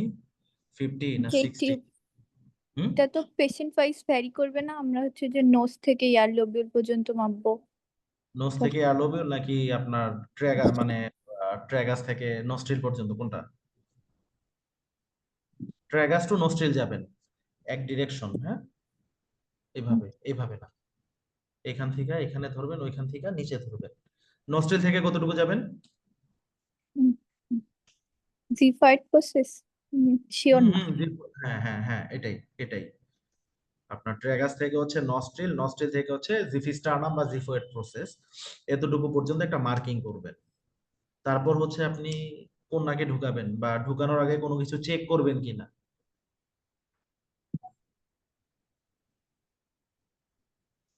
কোনো ডিএনএস আছে কিনা এটা দেখবো। এক্সাক্ট সেটাই, কোনো ডিএনএস, কোনো পলিপ, কোনো নেজাল অবস্ট্রাকশন আছে কিনা। যদি থাকে তাহলে সেই নাকে দিবেন নাকি অপোজিট নোজে দিবেন, কোনটা? অপোজিট নোজে দিব। অপোজিট নোজে দিবেন। আর পেশেন্টের পজিশন কি থাকবে বলেন? ল্যাটারাল। আর আপরাইট পজিশনে থাকে না পেশেন্ট? আমরা ওয়ার্ডে যে ম্যানেজ করি, কয়টা পেশেন্টকে ল্যাটারাল পজিশনে নিয়ে করতে পারবেন বলেন? পেশেন্টের মাথার নিচ থেকে বালিশটা সরায় দেই আমরা, বালিশটা সরায় দিয়ে একটু চিন উপরের দিকে ধইরা তারপর বলি বাবা জোরে জোরে শ্বাস নেন, মা জোরে জোরে শ্বাস নেন, পানির মতো ঢোক গিলেন, আমরা ঢুকাইতে থাকি। আসলে কিন্তু এটা এক্সাক্ট ইয়ে না। এখন হচ্ছে আপনার ওয়ার্ল্ড ওয়াইড অ্যাকসেপ্টেড যেটা, সেটাকে বলা হচ্ছে হাই ফাউলার্স পজিশন।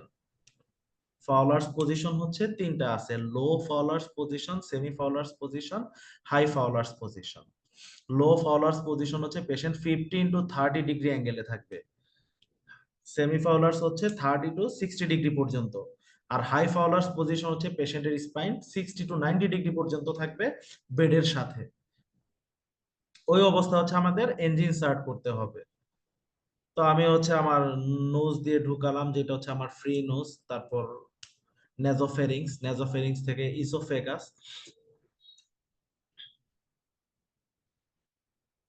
ইসোফেগাস থেকে তারপর চলে যাবে হচ্ছে আপনার কোথায়, স্টোমাকে, কার্ডিয়াক এন্ড ফান্ডাস, দেন হচ্ছে স্টোমাক, স্টোমাক পর্যন্ত যাবে। এটা হচ্ছে নরমাল। এর মধ্যে হচ্ছে আপনি পেশেন্টকে বারবার ইনস্ট্রাকশন দিবেন যে বাবা একটু ঢোক গিলেন, একটু ঢোক গিলেন, একটু ঢোক গিলেন। আপনি চিন্তা করেন যে আপনি একটু পানি খাচ্ছেন।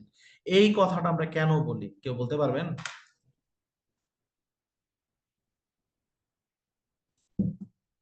ভাই আরেকবার বলবেন কি বলি?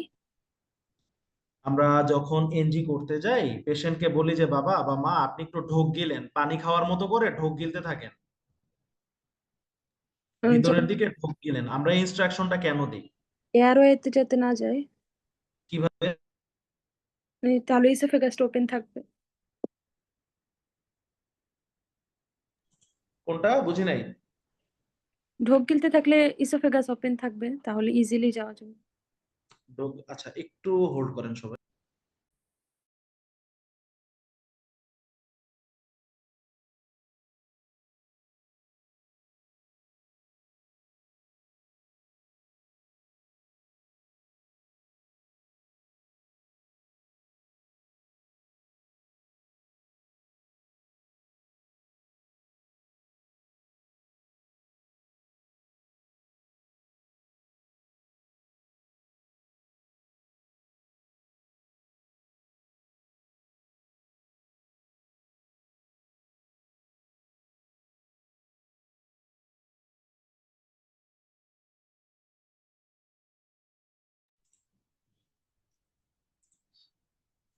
শুনতে পাচ্ছেন আমাকে, দেখতে পাচ্ছেন? হ্যালো, হ্যালো,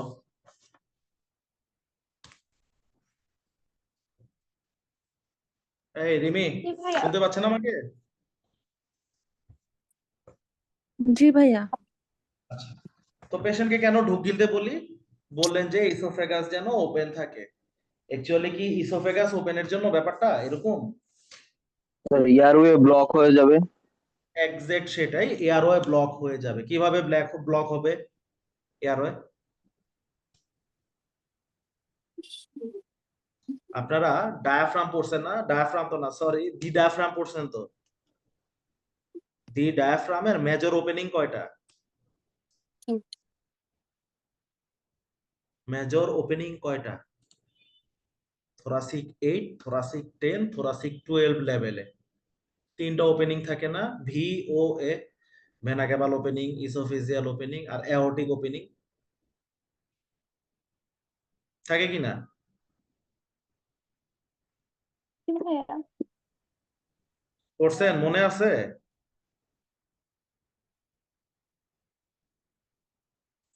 অ্যানাটমিতে পড়ার জি। কথা।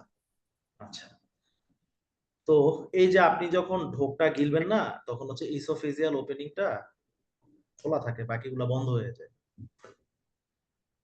কিভাবে বন্ধ হয়? কিছু মাসেলের মেকানিজম আছে, যেটা হচ্ছে আপনার crura of the diaphragm, crus of the diaphragm, right crus, ওইটা হচ্ছে আপনার রাউন্ড করে ইসোফেজিয়াল ওপেনিং এর চারপাশে থাকে। যদি ছবিটা খেয়াল করেন বা ছবিটা দেখেন ওরকমই থাকে আর কি।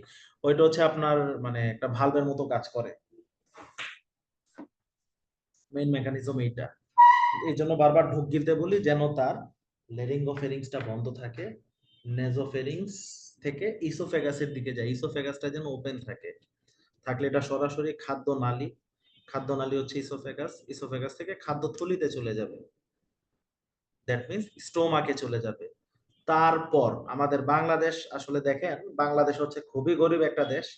এইখানে আমরা মিনিমাম সাপোর্ট নিয়ে ম্যাক্সিমাম পেশেন্টের ইম্প্রোভাইজেশন বা ট্রিটমেন্টের চেষ্টা করি এবং আমরা সফল। অন্যান্য দেশের তুলনায় কিন্তু আমাদের বাংলাদেশের আপনার পেশেন্টের সার্ভাইভাল রেট কিন্তু অনেক ভালো। ঠিক আছে, আপনি ডেথ রেশিও চিন্তা করলে কিন্তু আপনার উন্নত অনেক দেশের তুলনায় বাংলাদেশের ডেথ রেশিও কিন্তু কম, কিন্তু আমাদের ওই পরিমাণ ইকুইপমেন্ট বা কিছু নাই। এখন কথা হচ্ছে আপনি দিলেন, দেওয়ার পর আপনি কিভাবে এনশিওর হবেন যে ওইটা আপনার স্টোমাকেই গেছে, আপনার লেরিঙ্গোফেরিংস দিয়ে ওইটা আপনার লাংসের দিকে যায় নাই, এইটা আপনি কিভাবে চেক করবেন? কারণ আপনি তো এনজি ইনসার্ট করছেন, করার পর তো আপনার তো চেক তো করতে হবে ওটা আপনার স্টোমাকে গেছে কিনা, ওটা তো আপনি চেক করবেন। কিভাবে চেক করবেন, কিভাবে বুঝবেন? আমরা Stethoscope- অস্কালটেট করব, হুম। অস্কালটেট করব স্টোমাক। আমরা হচ্ছে একটা সিরিঞ্জ দিয়ে এয়ার পুশ করব আর হচ্ছে স্টোমাক অস্কালটেট করব। এক্সাক্ট সেটাই, আমরা গরিব পদ্ধতিতে যাই, বাট এটাই হচ্ছে পেশেন্টের জন্য সেফ, এটাই পেশেন্টের জন্য হেল্পফুল। আপনি বেড সাইডে এটাই করবেন।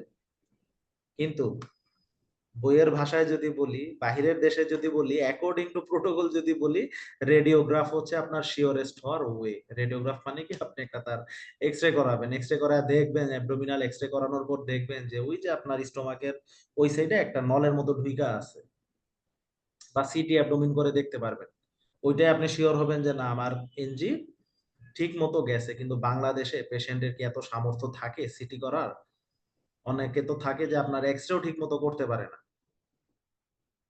ওই জন্য আমরা গরিব হইলেও ভালো আছি। আমাদের বেড সাইডে যেটা আমরা করি, প্রথমত হচ্ছে আপনার এয়ার বাবলিং টেস্ট করি। একটা বাটির মধ্যে কিছু নরমাল স্যালাইন নিব, নরমাল স্যালাইনের মধ্যে হচ্ছে আপনার এনজির যেই সাইডটা বাইরে থাকে ওইটা হচ্ছে আমরা সাবমার্জ করে রাখবো। যদি বাবলিং আসে তাইলে হচ্ছে ওইটা চলে গেছে আমার লাংসে, আর যদি বাবলিং না আসে তাহলে ওটা চলে গেছে আমার স্টোমাকে। আর সেকেন্ড যেটা কোন একজন আপু বলছেন যে আমরা একটা টমি সিরিঞ্জ নিব, টমি সিরিঞ্জ দিয়ে হচ্ছে আপনার এনজির মুখের মধ্যে এয়ার ব্লো করব। তখন হচ্ছে স্টোমাকতে একটা কেভিটির মতো ভিতরে বাতাস বাড়ি খাবে, ওই এয়ার সাউন্ডটা আমরা শুনবো, অস্কালটেট করব। এটা কিভাবে করবেন, সিঙ্গেল না ডুয়েল ভেরিফিকেশন কোনটা? অস্কালটেট যে করবেন অবশ্যই ডাবল ভেরিফিকেশন করবেন। আপনি তো শুনবেন, আপনার সাথে যদি আপনার জুনিয়র কেউ থাকে, কোনো স্টুডেন্ট থাকে, আপনার যদি কোনো কলিগও থাকে, বলবেন এই একটু আয় শুনতো, আমি ব্লো করি তুই একটু শুন। দুইজন মিলে এটা আপনি শুনবেন, কারণ একজনের ভুল হইতে পারে, দুইজনের কখনো ভুল হয় না। কি বলছি বুঝতে পারছেন?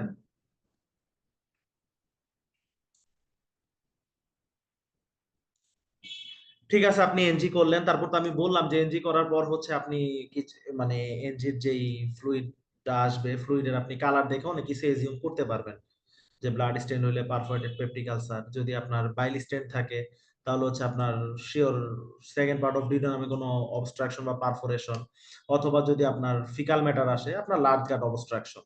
কতটুকু গেল, আপনি এনজি দিলেন, আর কি করবেন? মানে পেশেন্টের জন্য আর কি করণীয় আছে তৎক্ষণাৎ বেড সাইড, বলেন।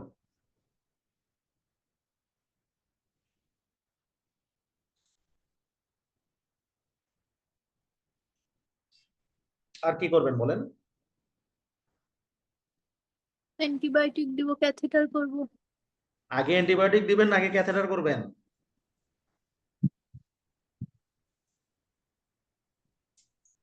জানি না ভাইয়া।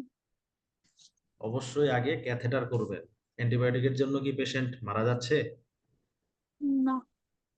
আইভি ফ্লুইড তো ভাই ফার্স্টেই দিয়ে দিছি আমরা, bi channel wide bore cannula তো ফার্স্টেই দিয়ে দিছি, অথবা সিঙ্গেল চ্যানেল যদি পেশেন্টের পেরিটোনিটিস ডেভেলপ না করে। তো আপনি তখন কি করবেন, পেশেন্টের ক্যাথেটার করবেন। কারণ কি, কারণ হচ্ছে আপনার এই যে শকের পেশেন্ট যদি আপনার যে আউটপুট চার্ট মেনটেন, বলেন কি বলতেছিলেন? Input input output chart maintain করব। হ্যাঁ এক্সাক্ট সেটাই, ইনপুট আউটপুট চার্ট মেইনটেইন করবেন। কিন্তু ওটা তো হচ্ছে আপনি ক্যাথেটার করার পরে, ক্যাথেটার আগে তো হিস্ট্রি নেবেন যে আপনি বা মা শেষ প্রস্রাব কখন হয়েছে। যদি বলে যে 2-3 ঘন্টা আগে হয়েছে, নাথিং টু ওরি, ক্যাথেটার করে দিবেন। পেশেন্ট অনগোয়িং শক, আপনি অবশ্যই ক্যাথেটার করবেন, কারণ ক্যাথেটার না করলে আপনি এক্সাক্ট ইউরিন ইনপুট আউটপুটের হিসাব মেজার করতে পারবেন না। ইনপুট আউটপুটের হিসাব যদি মেজার করতে না পারেন, আপনি ফ্লুইড কতটুকু দিবেন, অ্যাকর্ডিং টু বডি ওয়েট তো কিছু রুলস আছে, নর্মস এন্ড টার্মস আছে, তারপরও ইনটেক আউটপুটের উপর অনেক কিছু ডিপেন্ড করে, যে ব্যালেন্স যেটা ইনটেক আউটপুট ব্যালেন্সটা যদি মেইনটেইন থাকে তার কিডনি ফাংশনিং আছে। কারণ যে কোনো শকে পেশেন্টের যদি কোনো অর্গান ফেলিওর হয়, মাল্টি অর্গান ফেলিওরের নাম শুনছেন তো, বা multi organ dysfunction system mods, যেটা ওয়ার্ল্ড ওয়াইড টোটাল মর্টালিটির 30% কেস হচ্ছে মডস এর জন্য হয়, মাল্টি অর্গান ডিসফাংশন সিস্টেম। এই মডস এর সবার আগে কোন অর্গানটা ফেলিওর হয় আপনারা কি জানেন? কোনো আইডিয়া আছে? Renal failure. হ্যাঁ, সবার আগে হচ্ছে আপনার কিডনি ফেল করে, তারপর লাংস ফেল করে, তারপর হচ্ছে হার্ট, দেন লিভার, লাস্টলি ব্রেইন যায়। সিকোয়েন্সটা এরকমই। তো আপনি অবশ্যই হচ্ছে তাকে ক্যাথেটার করবেন তার ইনটেক আউটপুট মেইনটেইন করার জন্য, কিডনির ওপর প্রেসার কম ফালানোর জন্য। এখন ক্যাথেটার কিভাবে করবেন এবার বলেন আমারে। আপনার ক্যাথেটারের যেই চয়েস থাকবে, বাই চ্যানেল নিবেন নাকি ট্রাই চ্যানেল নিবেন, কেন বাই চ্যানেল নিবেন, কেন ট্রাই চ্যানেল নিবেন না, আর ম্যাটেরিয়াল কোনটা থাকবে, স্টিলেরটা থাকবে নাকি হার্ড থাকবে নাকি সফট সিলিকন থাকবে, কোনটা বলেন। প্রত্যেকটার কেন আছে,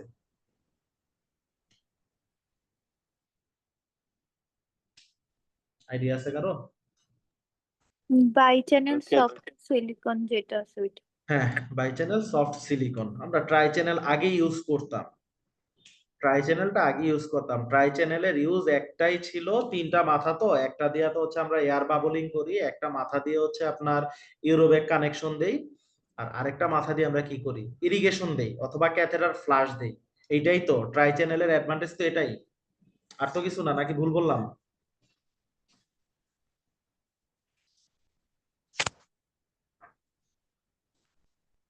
এটাই তো ট্রাই চ্যানেলের কাজ নাকি?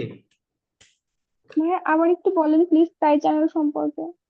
মানে ট্রাই চ্যানেলটা আমরা কেন ইউজ করতাম, মানে ছোটবেলায় আমরা যখন আইটেম দেওয়ার জন্য বসছিলাম অথবা কার্ড টার্মে যখন স্যার ম্যাডামরা জিজ্ঞেস করতো যে ট্রাই চ্যানেলের কাজটা কি, তিনটা চ্যানেল আর বাই চ্যানেল কাজ কি, ফাংশন কি এটার। তো ফাংশন তো ছিল, একটা তো হচ্ছে আমি এয়ার বাবলিং করব একটা চ্যানেল দিয়ে, ভিতরে হচ্ছে সরি এয়ার না, ফ্লুইড বাবলিং, মানে ফ্লুইড দিয়ে ডাইলেট করব। ক্যাথেটারের ভিতরে একটা ছোট্ট বল থাকে, বলটা হচ্ছে বেলুন এরকম চুপসান অবস্থায় থাকে, আমি হচ্ছে 10 সিসি ফ্লুইড দিয়ে এটাকে ডাইলেট করব, ডাইলেট করার পর এটা হচ্ছে ভিতরে ইউরেথ্রার ভিতরে স্টাক হয়ে যায়, ফিক্স হয়, তখন আর এটা বের হয় না। আরেকটা দিয়ে কি করি, আরেকটা দিয়ে হচ্ছে ইউরোব্যাগের মাথা থাকে, ওইটার সাথে কানেকশন দিই, প্রস্রাব আসে, দুইটা মাথা গেল, আরেকটা মাথা বাকি থেকে যায়, ওই মাথাটা দিয়ে কি করি, কখনো যদি কোনো কারণে ক্যাথেটার যদি ব্লক হয়ে যায়, ব্লকেজ হয়, তখন আমরা কি করব, ওইটা দিয়া ইরিগেশন বা ফ্লাশ দিব, সাকশন দিব। কথা বুঝতে পারছেন আমার?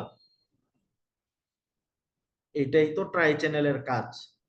কিন্তু এখন ওই যে বললাম যে বইয়ের সাথে কখনো আপনি আপনার নলেজ শেয়ার করতে পারবেন না, মানে নলেজ অনুযায়ী আগাইতে পারবেন না। আপনি বলেন না উপজেলা হেলথ কমপ্লেক্সে একটা পেশেন্ট এরকম আসলো, আপনি ট্রাই চ্যানেল কই পাবেন, ট্রাই চ্যানেলটা কোথায় পাবেন আপনি? ট্রাই চ্যানেলটা কি ইজিলি অ্যাভেলেবল যে আপনি চাইলেন আর পাইলেন? নাই তো, সাপ্লাই নাই তো।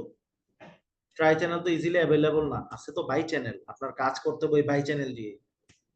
কিভাবে কাজ করবেন, যে বাই চ্যানেলটা ঢুকাবেন, যেটা বললাম যে আপনি 10 সিসি ডিস্টিলড ওয়াটার দিয়ে হচ্ছে ভিতরের বেলুনটা ডাইলেট করবেন, আর হচ্ছে ইউরোব্যাগ কানেক্ট করবেন। তো এখন কোশ্চেন আসতেই পারে, তাইলে ভাই এটা 7 দিন ছিল, 10 দিন ছিল, একটা স্ট্রোকের পেশেন্ট নরমাল, যে গ্রাম অঞ্চলে একটা গরিব স্ট্রোকের পেশেন্ট 10 দিন বা 14 দিন আমি রাখলাম, এখন আমার তো ক্যাথেটারে কিছু আসে না, এখন আমি কি করব? সিম্পল, যেটা আপনার ইউরোব্যাগের সাথে কানেকশন আছে ওইটা খুইলা ফেলেন, টমি সিরিঞ্জ দিয়ে ওইটার মাথার মধ্যে ঢুকে ব্লো দেন, ভিতরে সাকশন দেন, নরমাল স্যালাইন নেন, নরমাল স্যালাইন ইনসার্ট করেন, কইরা আবার নেগেটিভ সাকশন দেন, ওইটা দিয়ে ফ্লাশ দেয়া যায়, ওইটা দিয়ে ইরিগেট করা যায়। কথা বুঝতে পারছেন আমার? জি ভাইয়া। হ্যালো, এতটুকু কি ক্লিয়ার সবার কাছে?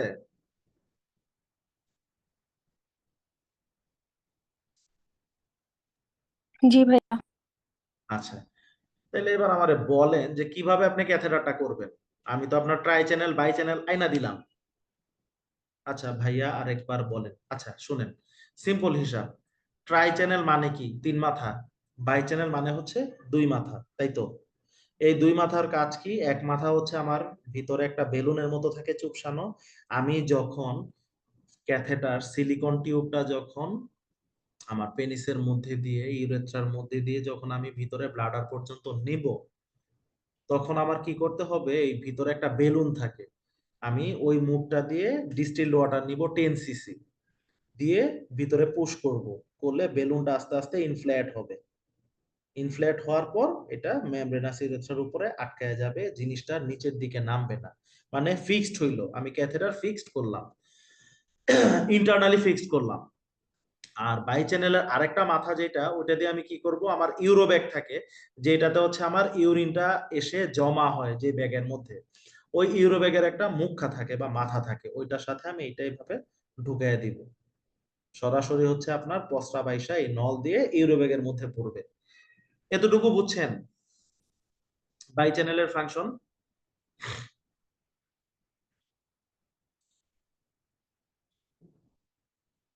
বুঝছেন? এতটুকু বুঝছেন? আচ্ছা, আর ট্রাই চ্যানেলে কি 3টা থাকে। 2টার ফাংশন তো আমি বলেই ফেললাম, 2টার ফাংশন তো বলেই ফেললাম যে মানে সেম। একটা দিয়ে আপনি বেলুন ফুলাবেন পানি পানি দিয়ে, আরেকটা দিয়ে হচ্ছে আপনি ইউরোবেগ, যেটা যেখানে হচ্ছে আপনার ইউরিনাইসা জমা হবে বা কালেকশন হবে, সেইটা হচ্ছে আপনি কানেক্ট করবেন।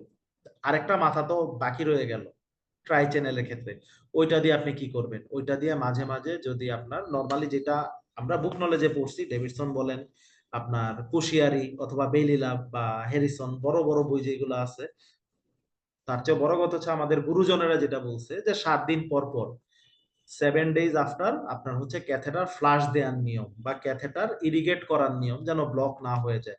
ওই ট্রাই চ্যানেলের যে 3 নাম্বার মাথাটা, ওটা দিয়ে হচ্ছে আমরা কি করব? ওটা দিয়ে হচ্ছে আমরা ওই ক্যাথেটার ফ্লাশ দিব। একটা টমি সিরিঞ্জের মধ্যে নরমাল স্যালাইন নিব, নিয়ে হচ্ছে ওইটার মধ্যে পুশ করব, তারপর আবার আমরা নেগেটিভ সাকশন দিব।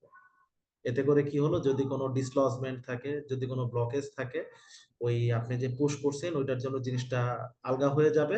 তারপর আপনি যখন নেগেটিভ সাকশন দিলেন, নেগেটিভ প্রেসার ক্রিয়েট করলেন, তখন এটা বের হয়ে আইসা পড়বে। এটাই হচ্ছে ক্যাথেটার ফ্লাশ। এটা হচ্ছে ট্রাই চ্যানেলের কাজ। কিন্তু ট্রাই চ্যানেল তো সব জায়গায় আপনার সাপ্লাই নাই। আপনি কাজ করবেন বাই চ্যানেল দিয়ে, ট্রাই চ্যানেল ভুলে যান। কিভাবে বাই চ্যানেলে কাজ করবেন? তো একটা পেশেন্ট আপনার 7 দিন 8 দিন 9 দিন ক্যাথেটার থাকতেই পারে। আমরা যে রাইট হেমিকোলেক্টমি করি, আপনার হচ্ছে ওই রিসেকশন অ্যানাস্টোমোসিস করি, আইলোস্টমি করি, ওদের ক্ষেত্রে তো আমরা ক্যাথেটার 10 দিন 12 দিন 14 দিন ইভেন 3 উইকস পর্যন্ত রাখি। আপনারাও এটা দেখবেন বড় বড় কেসগুলাতে, গার্ড হ্যান্ডেলিং করার কেসগুলাতে। তো আমরা কি ক্যাথেটার ফ্লাশ দেই না? অবশ্যই দেই। ওই বাই চ্যানেলের মধ্যে যেই চ্যানেলটা দিয়ে ইউরোব্যাগ, মানে যেখানে এসা ইউরিন জমা হয়, ওইটার মাথাটা খুইলা ক্যাথেটারের যেই মাথাটা ইউরোব্যাগের সাথে লাগানো থাকে, ওইটার মধ্যে হচ্ছে আমরা টমি সিরিঞ্জ দিয়ে ভিতরে 10 সিসি বা এই 30 সিসি বা 20 সিসি স্যালাইন আমরা পুশ করব, পুশ করে তারপর নেগেটিভলি সাক করব। ওইটা দিয়ে আমার ফ্লাশ বা ইরিগেশনের কাজ হয়ে যায়। এতটুকু বুঝতে পারছেন আমার কথা?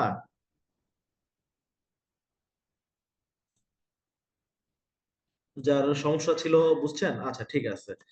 এখন আপনি আমাকে বলেন যে আপনি কিভাবে ক্যাথেটার ইনসার্ট করবেন। How will you insert a catheter? বলেন।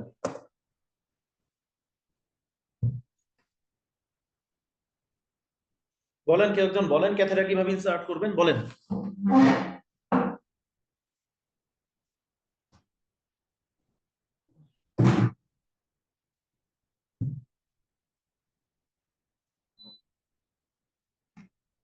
বলেন, কেউ একজন বলেন। দেখছেন তো, এটা তো কম বেশি সবাই দেখছেন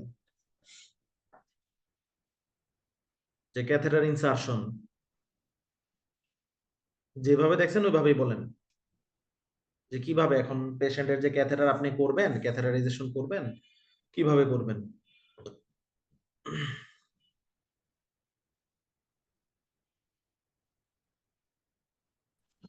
এনি আইডিয়া?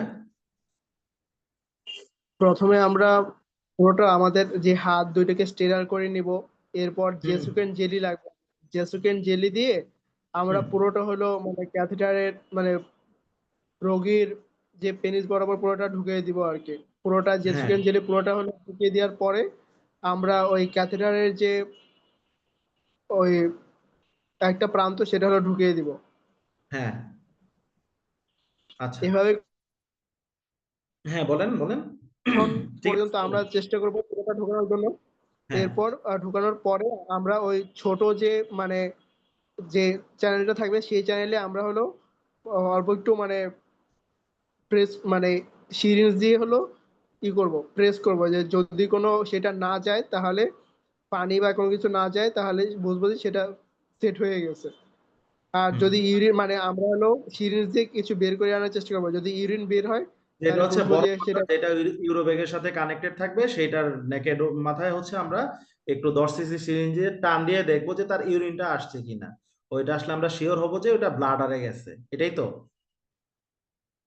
জি। আচ্ছা, এখন আপনি বলেন পেনিসের কোনো পজিশন আছে নাকি আপনি পেনিসটা এটা এটা হাসার কিছু নাই। সাপোজ মনে করেন এটা পেনিস, আমি এমনি ধরে ক্যাথেটার করতে পারবো? এমনি ধরে ক্যাথেটার করতে পারবো? এইভাবে ধরে ক্যাথেটার করতে পারবো?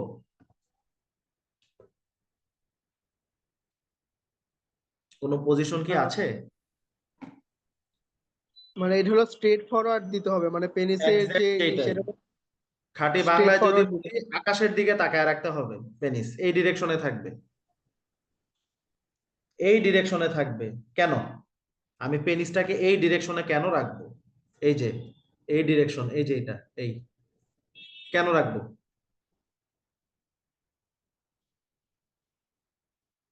Any idea?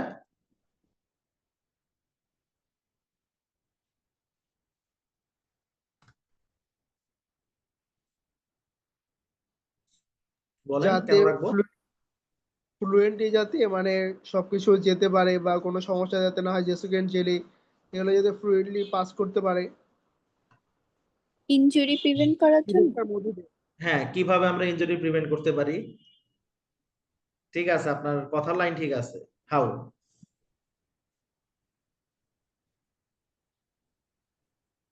অবভিয়াসলি আমরা ইনজুরি প্রিভেন্ট করার জন্যই করব। কিভাবে? আপনারা ইউরেথ্রা পড়ছেন না? জি। ইউরেথ্রা পড়ছেন তো? ইউরেথ্রার কি কি পার্ট আছে মনে আছে আপনাদের? কারো কি মনে আছে? Hello? The prostatic part, uropenile part, membranous part. আচ্ছা, আমি যদি সহজ বাংলায় বলি, একটা হচ্ছে pre prostatic part, prostatic part, then হচ্ছে আপনার কোনটা প্রোস্টেটের পরে কোনটা আসে? মেমব্রেনাস ইউরেথ্রা, দেন হচ্ছে বালবার ইউরেথ্রা, তারপর হচ্ছে প্যানাল ইউরেথ্রা। এইটাই তো সিকোয়েন্স। তো এইটার মধ্যে এই যে আমার ইউরেথ্রার যে ডিরেকশন, ইউরেথ্রার ডিরেকশনটা মেমব্রেনাস ইউরেথ্রার পর এটা একটু অ্যাঙ্গুলেশন হয়ে প্যানাল আর বালবার ইউরেথ্রাতে কনভার্ট হইছে। ওই অ্যাঙ্গুলেশনটা যেন না থাকে এই জন্য আমরা হাই আপ স্ট্রেট পজিশনে ধরবো পেনিসটা। কারণ কি? কারণ হচ্ছে আমার ইউরেথ্রার দা মোস্ট কনস্ট্রিক্টেড পার্ট কোনটা? ইউরেথ্রার সবচেয়ে কনস্ট্রিক্টেড পার্ট কোনটা কেউ বলতে পারবেন?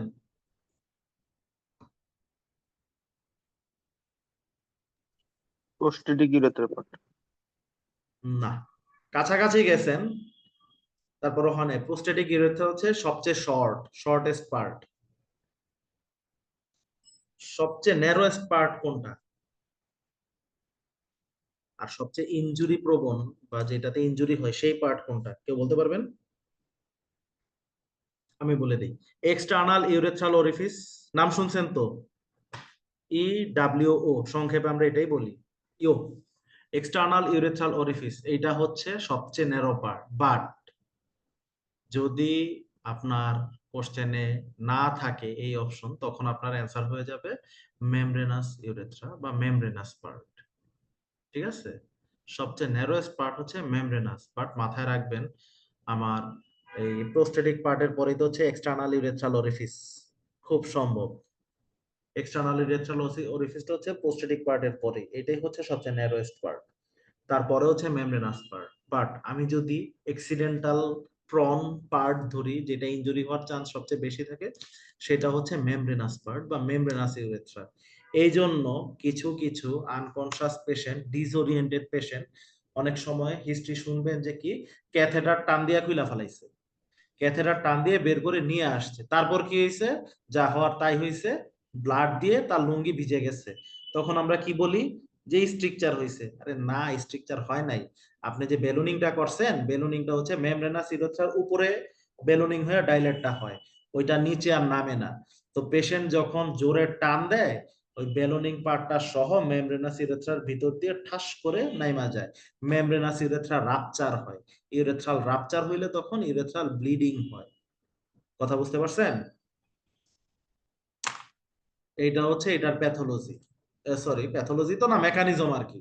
হ্যাঁ, মেমব্রেনাস ইউরেথ্রা রাপচার হয়। এবং এই যে আপনি পেনিসটা স্ট্রেট হাই আপ করে ধরলেন, ক্যাথেটার ইনসার্ট করলেন, অবশ্যই তো গ্লাভস পরে করবেন, নাকি আর কেউ কিছু করতে চান বা বলতে চান? যদি আইডিয়াল মেথড বলি বা মেথোডোলজিক্যালি বলি, আপনি আপনার ক্যাথেটারের নল যেটা, টিউব যেটা, এটা আপনি আপনার হাত দিয়ে কখনোই ধরতে পারবেন না, নট ইভেন আপনি গ্লাভস পরা থাকলেও। আইডিয়াল মেথড হচ্ছে আপনার আর্টারি ফোর্সেপ, চিনেন তো? এই যে এতটুকু ছোট হেমোস্ট্যাটিক ফোর্সেপ যেগুলা, ওইটার ছোটটাই তো আর্টারি ফোর্সেপ। মিডিয়ামটা মিডিয়াম আর্টারি, বড়টা হচ্ছে লার্জ আর্টারি। ওই আর্টারি ফোর্সেপ দিয়ে ধরে ধরে ধরে ধরে ইনসার্ট করতে হয়। এন্ড পুরাটা হচ্ছে স্টেরাইল মেথড। কথাটা বুঝতে পারছেন আমার? কিন্তু বেড সাইডে এত কিছু করার টাইম নাই। অবশ্যই আপনি স্টেরাইল গ্লাভস পরবেন, হেক্সিসোল দিয়া ওই গ্লাভস সহ হাত একটু ক্লিন করবেন। তারপর একজন ভাই বললো যে জেসোকেইন জেলির মাথার মধ্যে একটা টিউব থাকে, ওইটা গ্ল্যান্স পেনিসের মধ্যে পুরাটা দিবেন, দিয়ে যতটুকু যায় জেসোকেইন জেলি আপনি একটু দিয়ে নেবেন। কারণ কি, জেসোকেইন জেলির মধ্যে হচ্ছে লিডোকেইন থাকে। লিডোকেইন কি করে, একই সাথে হচ্ছে লোকাল অ্যানেস্থেটিক্স হিসেবে কাজ করবে, প্লাস হচ্ছে আপনার ওইটা ওই আশেপাশে যদি ছোট ছোট ভেসেলস গুলো থাকে ওইগুলাকে কনস্ট্রিক্ট করে রাখবে, লোকাল হিসেবে কাজ করবে। তারপর হচ্ছে আপনি আস্তে আস্তে টিউব ইনসার্ট করতে থাকবেন। এখন আমরা তো ইনসার্ট করে ফেললাম, বেলুন ফুলাইলাম, প্রস্রাব আসলো, সব ঠিক আছে। যদি ফেল করে ক্যাথেটার, যদি আপনি ক্যাথেটার করতে না পারলেন, আমার আমার লাইফ লেসন এটা, আমি দুইটা কেস এরকম পাইছি। এটা হচ্ছে আপনার লাস্ট মান্থের আগের মান্থ, দ্যাট মিন্স হচ্ছে আপনার January February March April May June, জুনে একটা পাইছি, জুলাইতে একটা পাইছি। আমি এরকম কেস এক্সপেরিয়েন্স বলতেছি, আগে আপনাদের থেকে জেনে নি যে আপনারা কি করবেন। ক্যাথেটার ফেল করছে, আপনি ক্যাথেটার দিতে পারতেছেন না, ক্যাথেটার ঢুকতেছে না, পেশেন্টের বিপি থাকতে পারে না। আফটার 50 বাংলাদেশে পুরুষ মানুষের 100 পুরুষের মধ্যে 99 মোর দেন 90% পেশেন্টেরই বিনাইন এনলার্জমেন্ট অফ প্রোস্টেট থাকে, থাকে না? বিপি তো কমন। তো বিপির পেশেন্টের ক্ষেত্রে তো ক্যাথেটার করা টাফ হয়ে যায়। সুপ্রাপিউবিক পাংচার, আগে সুপ্রাপিউবিক পাংচারে চলে যাবেন আপনি, পেশেন্টরা আগে ফুটাফাটি করে দিবেন, তার আগে আর কিছু নাই। সুপ্রাপিউবিক পাংচার ওটা তো হচ্ছে লাস্ট লাইন ধরি আর কি। আর কি আছে, আর কি কোনো মেথড আছে? একটা পেশেন্টের আমার সুপ্রাপিউবিক পাংচার পর্যন্ত যাওয়া লাগছে, আরেকটা পেশেন্টের যাওয়া লাগে নাই। ওই যে যেটা বললাম যে মধ্যবর্তী একটা প্রসিডিউর, ওই প্রসিডিউরের মাধ্যমে আমি সাকসেসফুল হয়ে গেছি। ওইটা হচ্ছে আপনার গাইড ওয়্যার ক্যাথেটারাইজেশন বলে। গাইড ওয়্যার থাকে, বুঝছেন, তারের মতো চিকন গাইড ওয়্যার থাকে, ওইটা সহ ক্যাথেটার ইনসার্ট করতে হয়। সবার আগে গাইড ওয়্যারটা ইনসার্ট করবেন। গাইড ওয়্যারটা যদি ফুল ইনসারশন হয়, তারপর হচ্ছে আপনি আস্তে আস্তে ক্যাথেটারটা ঢুকাবেন আর গাইড ওয়্যারটা বের করবেন, ক্যাথেটার ঢুকে যাবে। যদি গাইড ওয়্যার সহ ক্যাথেটার ফেল করে, তখন হচ্ছে আপনি সুপ্রাপিউবিক পাংচার করবেন স্পাইনোকের নিডেল দিয়ে 24G, যেটা দিয়ে হচ্ছে আপনার লাম্বার পাংচার করে। ওই নিডেলটা দিয়ে হচ্ছে আপনি ব্লাডার পালপেট করবেন, একদম 90 ডিগ্রি ভিতরের দিকে মারবেন, ফুটা করে দিবেন, সুপ্রাপিউবিক পাংচার। এতটুকু বুঝছেন, ক্যাথেটার করছেন, এতটুকু বুঝতে পারছেন সবাই?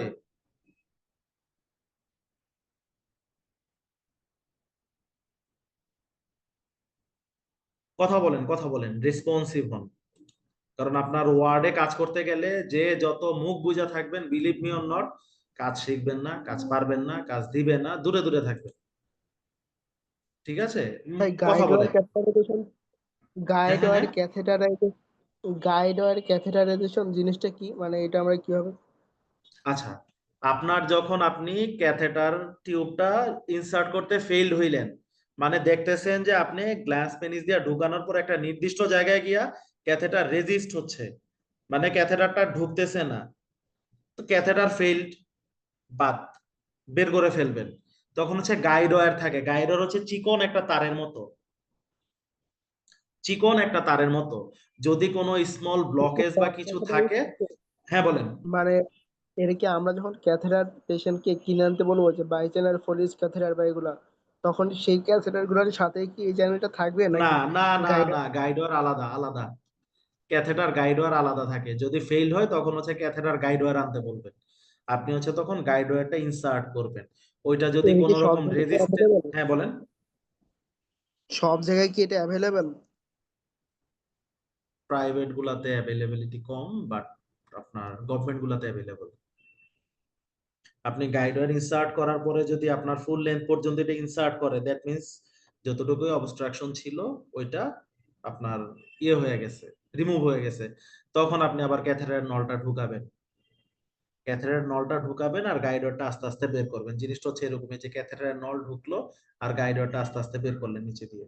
গাইডওয়্যারটা একদম চিকন থাকে, এটা আবার মনে করেন না যে আপনার ক্যাথেটারের নলের মতো অনেক মোটা, একদম চিকন, একদম চিকন থাকে এটা। যদি এইটাও ফেইল হয় তখন হচ্ছে আপনি সুপ্রাবেবিক পাংচার করবেন। বাট এনি হাউ আপনার ক্যাথেটার করতে হবে, ইউরিনারি রিটেনশন নিয়ে আসবে পেশেন্ট, আপনার এটা থেকে পেশেন্টকে রিলিফ করতে হবে। যদি তাও না পারেন, যদি তাও না কুলায়, আপনার হসপিটালে ইউরোলজি আছে না, আপনার সুপেরিয়রকে তো অবশ্যই ডাক দিবেন। যদি ইউরোলজি থাকে ইউরোলজির সাথে কোলাবোরেশনে যাবেন, ওরা হচ্ছে আপনার ভিশন ওয়্যার গাইডেড একটু ইয়ে করে, কি যেন বলে, ইউরেথ্রা কাটে, রাপচার করে, ডেলিভারেটলি রাপচার করে হচ্ছে চারপাশে কাটে, এটা জায়গাটা ফ্রি করে, ফ্রি করে তারপর হচ্ছে আপনার ক্যাথেটার ঢোকায় ল্যাপারোস্কোপিক্যালি, ওটা পরের হিসাব। আচ্ছা, ক্যাথেটার করলেন, তাইলে এবার আমারে কেউ একজন বলেন যে ক্যাথেটারের ইন্ডিকেশন কি?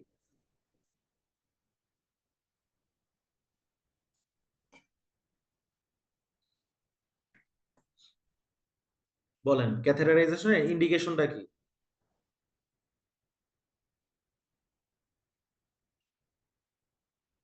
সব তো আমি বলে দিলাম, আর কি? শুধু কি সব? Acute retention, chronic retention, any post operative surgery. Exact সেটাই, এক্সাক্ট এইটাই। পোস্ট অপারেটিভলিও দিব, অ্যাকিউট রিটেনশনেও দিব, ক্রনিক রিটেনশনেও দিব। এখন এগুলার অনেকগুলা কজ আছে।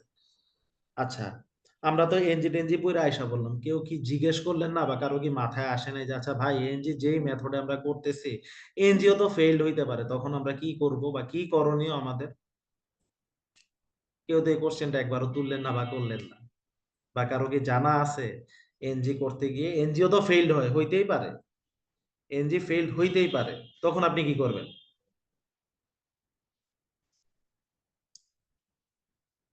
বলেন।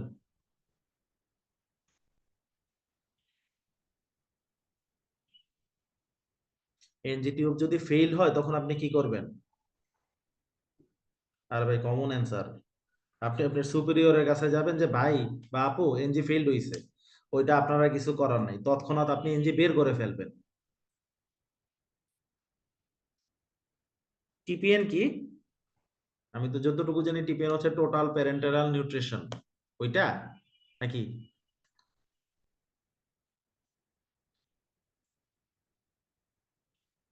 টিপিএনটা কি জিনিস?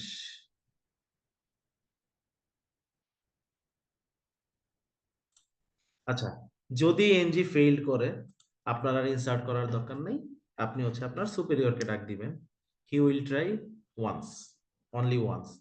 তারপরও যদি না হয়, আমাদের ওয়ার্ডে শুনেন, সরকারি মেডিকেলের কয়জন আছেন, মানে গভর্নমেন্ট মেডিকেল কলেজ থেকে পাশ করছেন, এই যে আমাদের যে পার্টিসিপেন্ট যারা আছেন, একটু বলেন তো কারা কারা?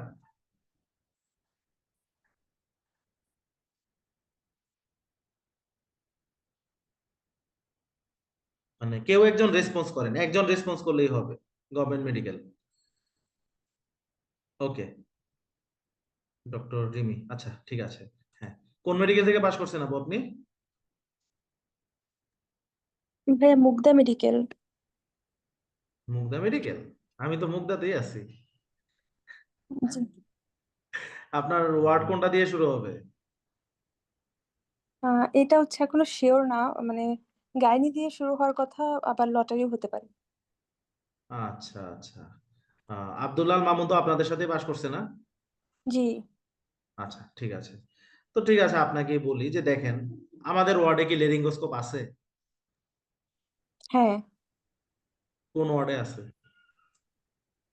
এটা ইএনটিতে দেখেছি। সার্জারিতে আছে? জেনারেল সার্জারির ওয়ার্ডে আছে? না, ইএনটিতে তো আপনার ওইটা নিয়েই তো কাজ। লেরিঙ্গোস্কোপ কি আছে? নাই। না। তো আপনার যদি এনজি ফেল হয়ে যায়, আমার মানে শিওরেস্ট অপশন হচ্ছে লেরিঙ্গোস্কোপ গাইড করা। এন্ড আপনি তো মুগদা থেকে পাশ করছেন, আপনি ভালো মতোই জানেন যে একটা ডিপার্টমেন্ট থেকে ওই ডিপার্টমেন্টের ট্রিটমেন্টের বাহিরে যদি কোনো ট্রিটমেন্ট করে যায়, তখন সংশ্লিষ্ট ডিপার্টমেন্টকে অবহিত করা হয়। Am I right or wrong? জি, রাইট। বাই প্রফেশনালি অ্যাকচুয়ালি এটা হওয়া উচিত। আপনি বাইরের যেই দেশেই যান, যেই কান্ট্রিতেই যান, মানে মানে অলরেডি ডেভেলপড কান্ট্রি যেগুলাতে যান, যদি আমি আপনার ক্লিভল্যান্ড হসপিটালের কথা বলি বা বামরুনরাদ হসপিটাল, ইন্ডিয়াতে হচ্ছে মেডান্টা মেডিসিটি আছে, এইমস হসপিটাল আছে, তারপর হচ্ছে আপনার কুইন্স হসপিটাল, তারপর এনএইচএস, মাউন্ট এলিজাবেথ, এরকম আপনার 3-4টাতে আমার যাওয়ার এক্সপিরিয়েন্স আছে। বাবা ট্রিটমেন্ট পারপাস বলেন বা লার্নিং প্রসিডিউর যেটাই বলেন না কেন, ওইখানে আপনি সাপোজ আপনার জ্বর নিয়ে গেছেন, ফিভার, ওইটার জন্য আপনার ইন্টারনাল মেডিসিন দেখবে। এখন আপনার কমপ্লেইন জিজ্ঞেস করবে যে জ্বরের সাথে আপনার কি কোনো কাশি হয়? বললেন যে কাশি হয়, কোনো কথা নাই, আপনি ডিরেক্টলি চলে যাবেন রেসপিরেটরি মেডিসিনের ক্ষেত্রে। এখন আপনি বললেন যে কাশতে কাশতে আমার বুক ব্যথা করে, বুকের হাড্ডি ব্যথা করে, আপনাকে আবার পাঠিয়ে দিব ওরা কোথায়? অর্থোপেডিক ডিপার্টমেন্টে যান, অর্থোপেডিকে একটা কনসালটেশন নিয়ে আসেন। মানে হায়ার প্রফেশনালিজম যেটাকে বলে আর কি, ওরা মেইনটেইন করে। আমাদের সরকারিতেও এই জিনিসটা কিছুটা হইলেও মেইনটেইন করে। সাপোজ আপনার সার্জারির একটা ওয়ার্ডে একটা পেশেন্ট ভর্তি আছে, হঠাৎ হচ্ছে তার প্রেসার বেড়ে গেছে। বেড়ে গেছে বলতে পেশেন্ট আগে কখনো এন্টি হাইপারটেনসিভ খায় নাই, কিন্তু আপনি যখন আসছেন পেশেন্টকে দেখলেন কি যে সিস্টোলিক হচ্ছে আপনার 140 বা 150, ডায়াস্টোলিক হচ্ছে 190 অর 100। দ্যাট মিন্স হচ্ছে প্রেসারটা একটু হাই। তারপর আপনি মাপলেন 150 পাচ্ছেন, 150/90, 150/90 এরকম পাচ্ছেন। ওই ক্ষেত্রে আপনার অ্যাপ্রোচ কি হবে?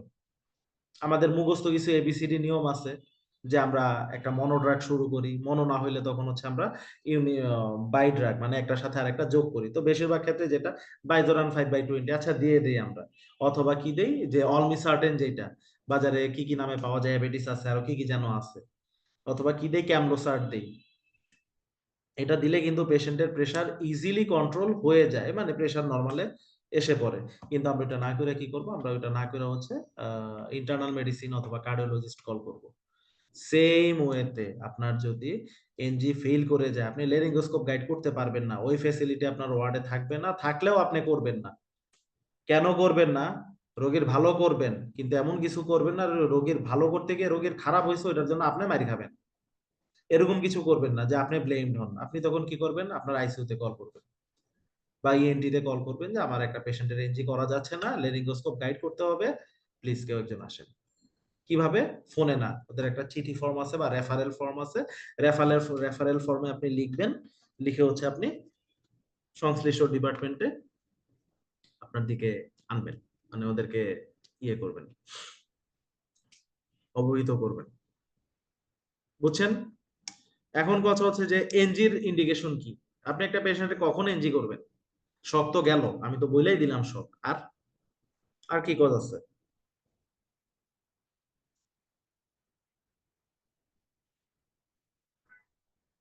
বলেন কেউ।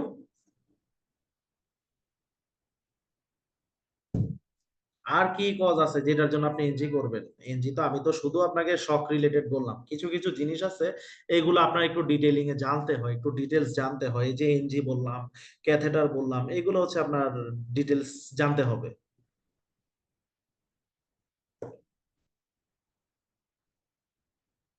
ফর ডায়াগনস্টিক পারপাস করলাম। আচ্ছা, এমন কি পেশেন্টের আমরা করতে পারি না? পেশেন্ট যদি সিবিডির পেশেন্ট থাকে, সিবিডি মানে স্ট্রোক তো কখনোই বলবে না, স্ট্রোক হচ্ছে একটা ভেগ টার্ম, সেরিব্রোভাস্কুলার ডিজিজ। ঠিক আছে? সেরিব্রোভাস্কুলার ডিজিজ, ওল্ড কেস বলেন, নিও কেস বলেন, পেশেন্টের তো হচ্ছে আপনার ফেসিয়াল পালসি থাকে বা আপার মোটর নিউরন থাকে, লোয়ার মোটর নিউরন থাকে। তখন আমরা কি করব? পেশেন্টকে, যদি পেশেন্ট আনকনশাস থাকে, ওই পেশেন্টকে কি আপনি এনজি করবেন না? পেশেন্টকে ক্যাথেটার করবেন না আপনি? করবেন কিনা বলেন? অথবা patient সেরিব্রোভাস্কুলার disease or so-called stroke যদি হয়, পেশেন্টের হচ্ছে আমরা 1 চামচ পানি দিয়ে আপনার এই সাইডে, যে কোনো এক সাইডে দিয়ে দেখি যে তার ওই দিকের বাকাল বাক্সিনেটর মাসল প্যারালাইসিস আছে কিনা, মাসল অফ মাস্টিকেশন প্যারালাইজড আছে কিনা। যদি প্যারালাইজড থাকে, ওই সাইডে ড্রুলিং থাকবে, ওনাকে যদি আমি 1 চামচ পরিমাণ, ইন্ডিকেটিভ যেটা, যে বেড সাইডে 1 চামচ পানি দিব, এবং ওই 1 চামচ পানি উনি খেতে পারবে না, মুখে দেওয়ার সাথে সাথে ওইটা ঠোঁটের কোণা দিয়ে, অ্যাঙ্গেল অফ মাউথ দিয়ে গড়ায় পইরা যাবে। ওইটাও তো আমার ক্যাথেটার একটা ইন্ডিকেশন, সরি, এনজির একটা ইন্ডিকেশন। তারপর পেশেন্ট যদি আনকনশাস থাকে, এনজির ইন্ডিকেশন। অথবা অথবা পেশেন্ট খাইতে পারে না, পেশেন্ট একদম রোগা পাতলা হয়ে গেছে, পেশেন্টের টিপিএনও চলতেছে, আদারওয়াইজ পেশেন্টের কি ডাবল ফ্লুইড, ডাবল ডায়েট মানে হচ্ছে আপনার হাই প্রোটিন ডায়েট, ওইটাও আমার কন্টিনিউ করতে হবে। তখন আমার কি করতে হবে? তখন আমার বাধ্য হয়ে আমার এনজি করতে হবে। এনজি করার পর এনজি ফিডিং দিতে হবে আমার 2 ঘন্টা পর পর 150 থেকে 200 ml, 10 to 14 Times per day. এটাই তো। তাইলে আপনার সার্জিক্যাল অ্যাপ্রোচ ছাড়া আরো 3-4টা কজ পাইছেন, লাগবে, কাজে লাগবে যখন বাকি এগুলা করতে যান আপনি। বাকি একটু হোল্ড করেন।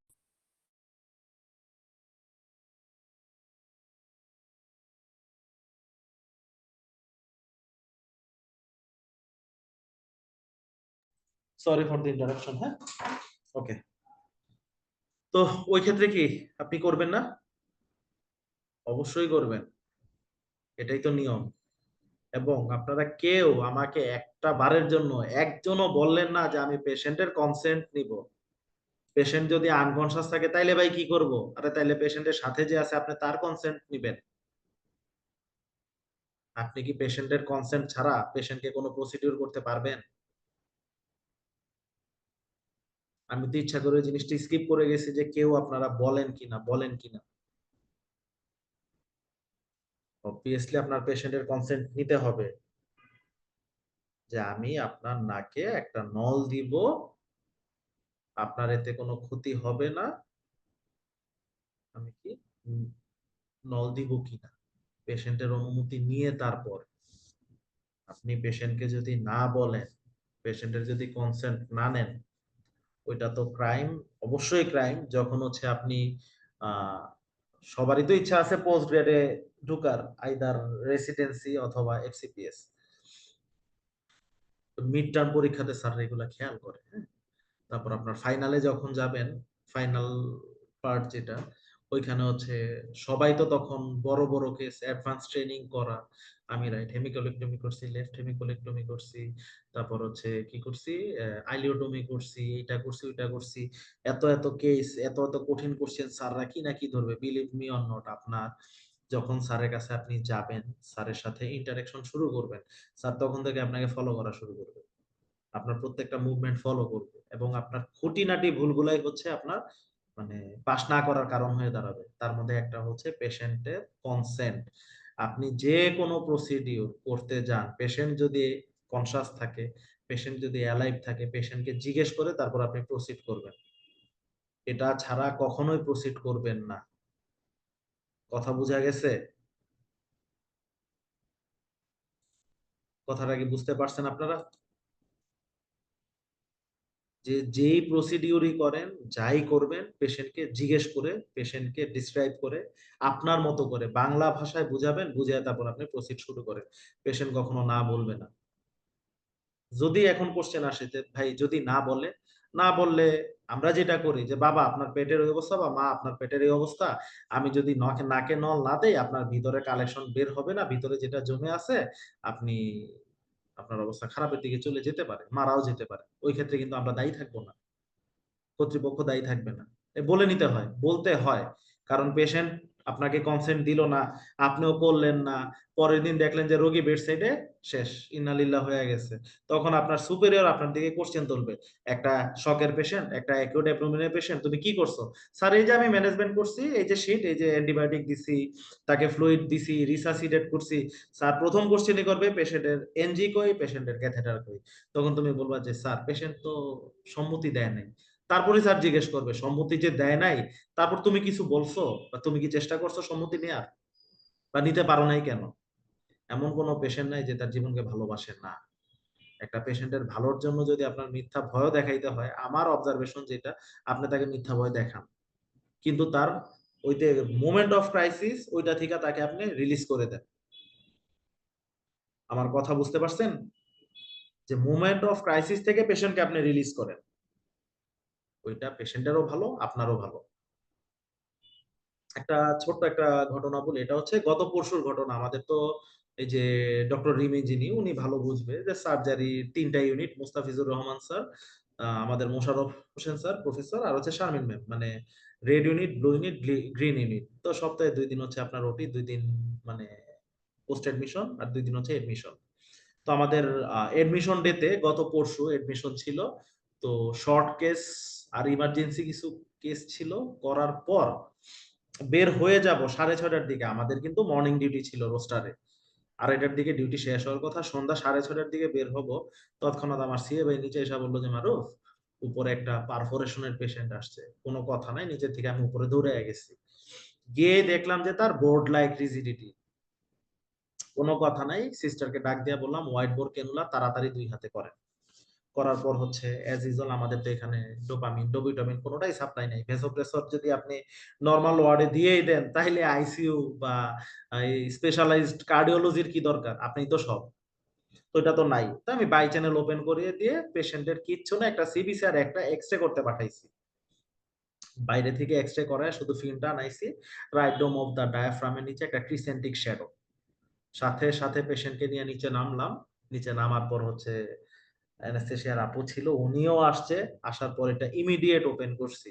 পারফোরেশনটা কোথায় পাইছি কোনো আইডিয়া আছে কারো? কেউ বলতে পারবেন কোথায় হইতে পারে? পারফোরেশনটা ছিল স্টোমাকের অ্যান্টেরিয়র ওয়ালে।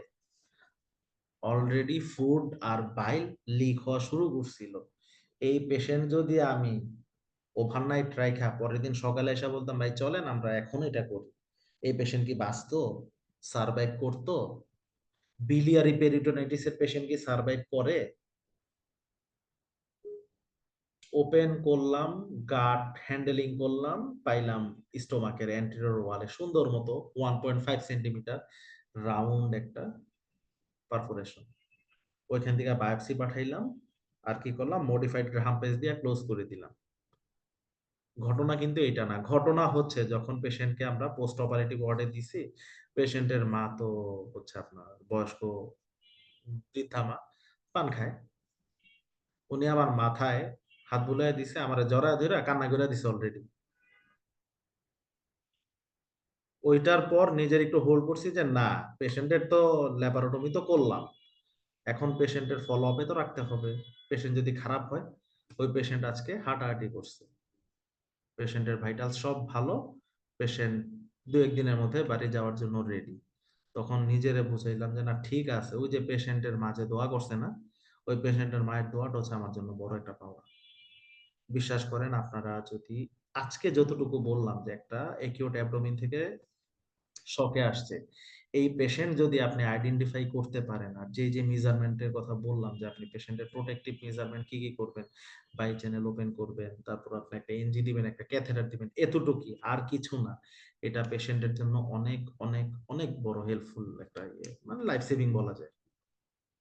তারপর তো হচ্ছে সার্জনের কাজ, যে এটা কখন কত সময়ের মধ্যে অ্যাজ আর্লি অ্যাজ পসিবল, এটা যদি পারফোরেশন বা অবস্ট্রাকশন এই ধরনের কিছু থাকে ভিতরে, গাট পারফোরেশন অর মানে কি বলবো,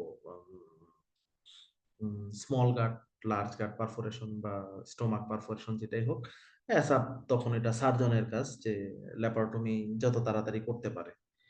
কিন্তু তার আগে আপনি যে পেশেন্টকে রিসাসিটেট করে দিলেন এই যে মেজারমেন্ট গুলো করার মাধ্যমে, এটা হচ্ছে অনেক বড় আপনার ক্রেডিট। বিশ্বাস করেন আর নাই করেন, আমরা আসলে কি বলবো, আমাদের বড় স্যার যারা আছে, কেউ মাইন্ড করেন না, কারো বাবা বা মা যদি টাকা থেকে থাকে মাইন্ড করেন না, সবাইকে উদ্দেশ্য করে না। আমাদের সিনিয়র যারা আছে তারা এখনো চিন্তা করে যে জুনিয়র গুলা যদি পাশ করে বের হয়, ও তো ও তো আমার পেশেন্ট নিয়ে যাবে, আমার ইনকাম কমে যাবে। বাংলাদেশের 90% সিনিয়র ডক্টরের চিন্তা ভাবনা এইটা। ইভেন আপনারা যাদেরকে আইডল মানেন, নতুন অনেকে আছে, ওনাদের ক্ষেত্রেও 60 থেকে 70% এই মেন্টালিটি, যে আমি চেম্বার করতেছি, আমি পেশেন্ট ফ্লো নিব। আপনি যদি পাশ করে যান, আপনার যদি পটেনশিয়ালিটি ছড়ায়া পড়ে, তাহলে তো তার জন্য খারাপ। এটা তো তার জন্য খারাপ, কারণ তার পেশেন্ট আপনার কাছে চলে আসবে। এর জন্য বলি যে আপনি কম জানেন কিন্তু টু দা পয়েন্টে জানেন। যতটুকু জানবেন অতটুকু আপনি একটু ডিটেলসে জানেন, ওইটা আপনার জন্য এনাফ। অনেক বহুত বহুত কুতুব আপনি পাবেন আপনাদের ইন্টার্ন লাইফে, অনেক নলেজেবল, অনেক কিছু পারবে, অনেক নলেজ, অনেক কিছু জানে, এরকম পাবেন। কিন্তু দেখবেন কি পেশেন্ট ম্যানেজমেন্ট বা পেশেন্ট হ্যান্ডেলিং এর ক্ষেত্রে কি ও একটু শেকি হয়ে গেছে, একটু নড়বড়ে, একটু দুর্বল। আপনারা নিজেদেরকে ওই জায়গাতে স্টেবল করবেন।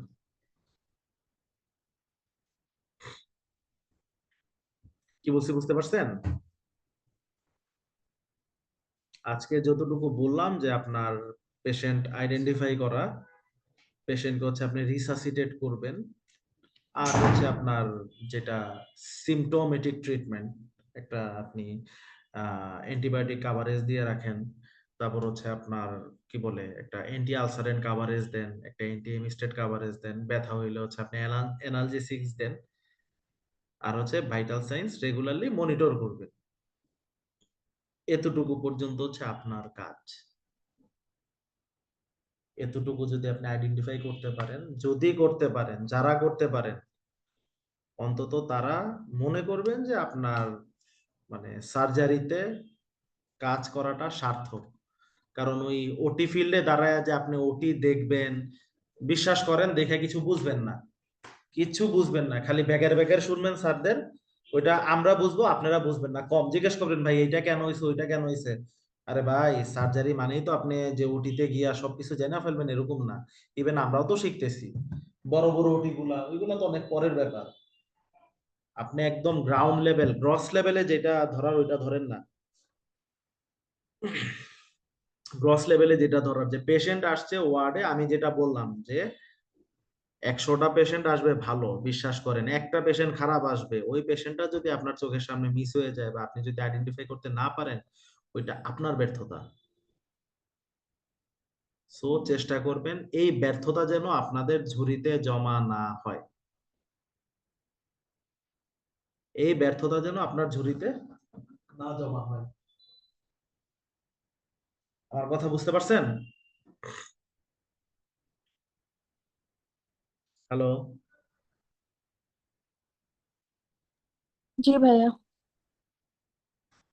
আজকে তাহলে এই পর্যন্তই থাক। আগামীকালকে হচ্ছে আপনার একদম অ্যাকর্ডিং টু কজ, আজকে তো আমি ভেগ টার্মে বলে দিলাম, পেশেন্ট হচ্ছে আপনার বার্স্ট অ্যাপেন্ডিক্স নিয়ে আসতে পারে, পেশেন্ট হচ্ছে আপনার অ্যাকিউট কোলিসিস্টাইটিস নিয়ে আসতে পারে, রাপচার পিইউডি নিয়ে আসতে পারে, pelvic inflammatory disease, volvulus, sigmoid volvulus, অথবা এনি ক্যান্সার মাস বা soft tissue mass or any growth আসতে পারে না?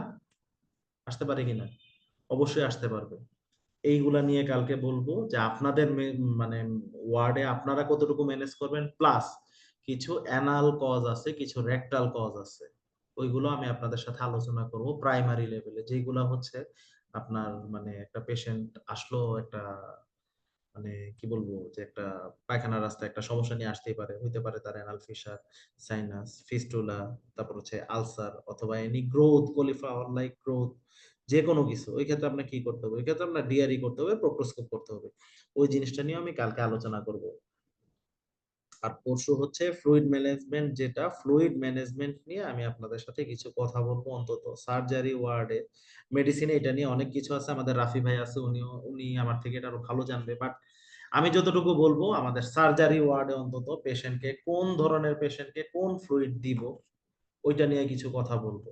এন্ড একটা পেশেন্টকে আপনি অপারেশনের জন্য রেডি করবেন, কি কি মেজারমেন্ট নেবেন, পার অপারেটিভ কি কি মেজারমেন্ট নিতে হবে, পোস্ট অপারেটিভ কি কি মেজারমেন্ট নেবেন, এতটুকু যদি জানতে পারেন তাহলেই মোটামুটি আপনার ওয়ার্ডের ম্যানেজমেন্ট আপনি অনেকটুকু শিখে ফেলবেন। আজকে শিখলেন যে পেশেন্ট খারাপ আসলো, আমি দেখলাম যে পেশেন্ট শকে যাচ্ছে, এই মেজারমেন্ট আমি নিব। কালকের ক্লাসটা হবে যে আপনার কোন কজের জন্য পেশেন্ট আসছে। আপনি তো শুধু অ্যাকিউট অ্যাবডোমিন দিয়ে থাইমা যেতে পারবেন না। পেশেন্ট যদি বার্স্ট অ্যাপেন্ডিক্স নিয়ে আসে, আপনার ওইটা ওপেন করতে হবে। পেশেন্ট যদি হচ্ছে আপনার গাট পারফোরেশন নিয়ে আসে, ওইটা ওপেন করতে হবে, ওইগুলা বলবো। তারপর হচ্ছে আপনার রেকটাম এন্ড অ্যানাল ক্যানেলের কিছু কজ সেটা বলবো। আর থার্ড মানে আগামী ফ্রাইডেতে যেটা বলবো সেটা হচ্ছে আপনার ফ্লুইড ম্যানেজমেন্ট, আর হচ্ছে একটা পেশেন্টকে অপারেশনের আগে কিভাবে রেডি করবেন, পার অপারেটিভ ফিল্ডে পেশেন্টকে কিভাবে অ্যাপ্রোচ করবেন, পোস্ট অপারেটিভলি পেশেন্টের কি কি মেজারমেন্ট নেবেন, কি কি হ্যাজার্ড হইতে পারে, ওইটা কিভাবে টেকেল করবেন, এতটুকু যদি জানেন তাহলে আপনার জন্য এনাফ।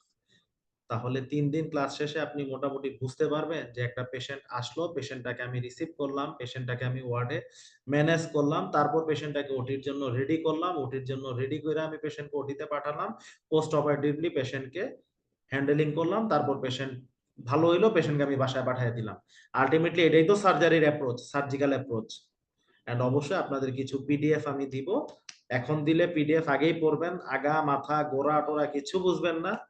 আমাদের ব্রেন ওরকম না যে ঠুস করে একটা জিনিস হইলো আর বুঝা গেলাম। আমি বলতেছি, বাট আপনাদের পিডিএফ আমি লাস্ট ক্লাসে দিয়ে দিব কিছু, যেটা আপনার সারা জীবন রাখবেন। ওই যে আপনার ডে অফ ইন্টার্ন লাইফ নাকি একটা বই ছিল না, ডায়েরি অফ ইন্টার্ন লাইফ নাকি এরকম একটা বই আছে তো মনে হয়, কার যেন, এরকম বই টই কিছু পড়ি নাই। এগুলা পড়া আসলে সত্যি কথা যেটা, যে বইয়ের সাথে আপনার ওই প্র্যাকটিক্যাল এক্সপেরিয়েন্স ওইটা অনেকটা মিলবে না। প্র্যাকটিক্যাল নলেজ প্র্যাকটিক্যাল এক্সপেরিয়েন্স থেকে গ্যাদার করতে হয়। কথা বুঝছেন আমার?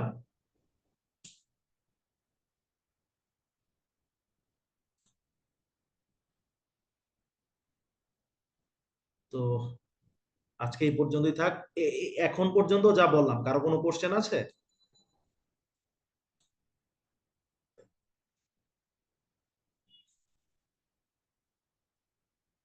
বলেন, কারো কোনো কোশ্চেন আছে কিনা? এই যে একজন ভাই বলছে for diagnostic purpose gastric outlet obstruction, এটা নিয়ে আমি কথা বলবো, এটা নিয়ে আমি কথা বলবো। কারো কোনো কোশ্চেন আছে বলেন।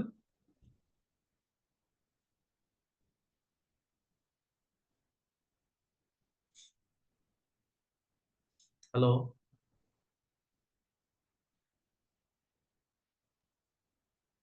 না ভাইয়া, কোশ্চেন নেই।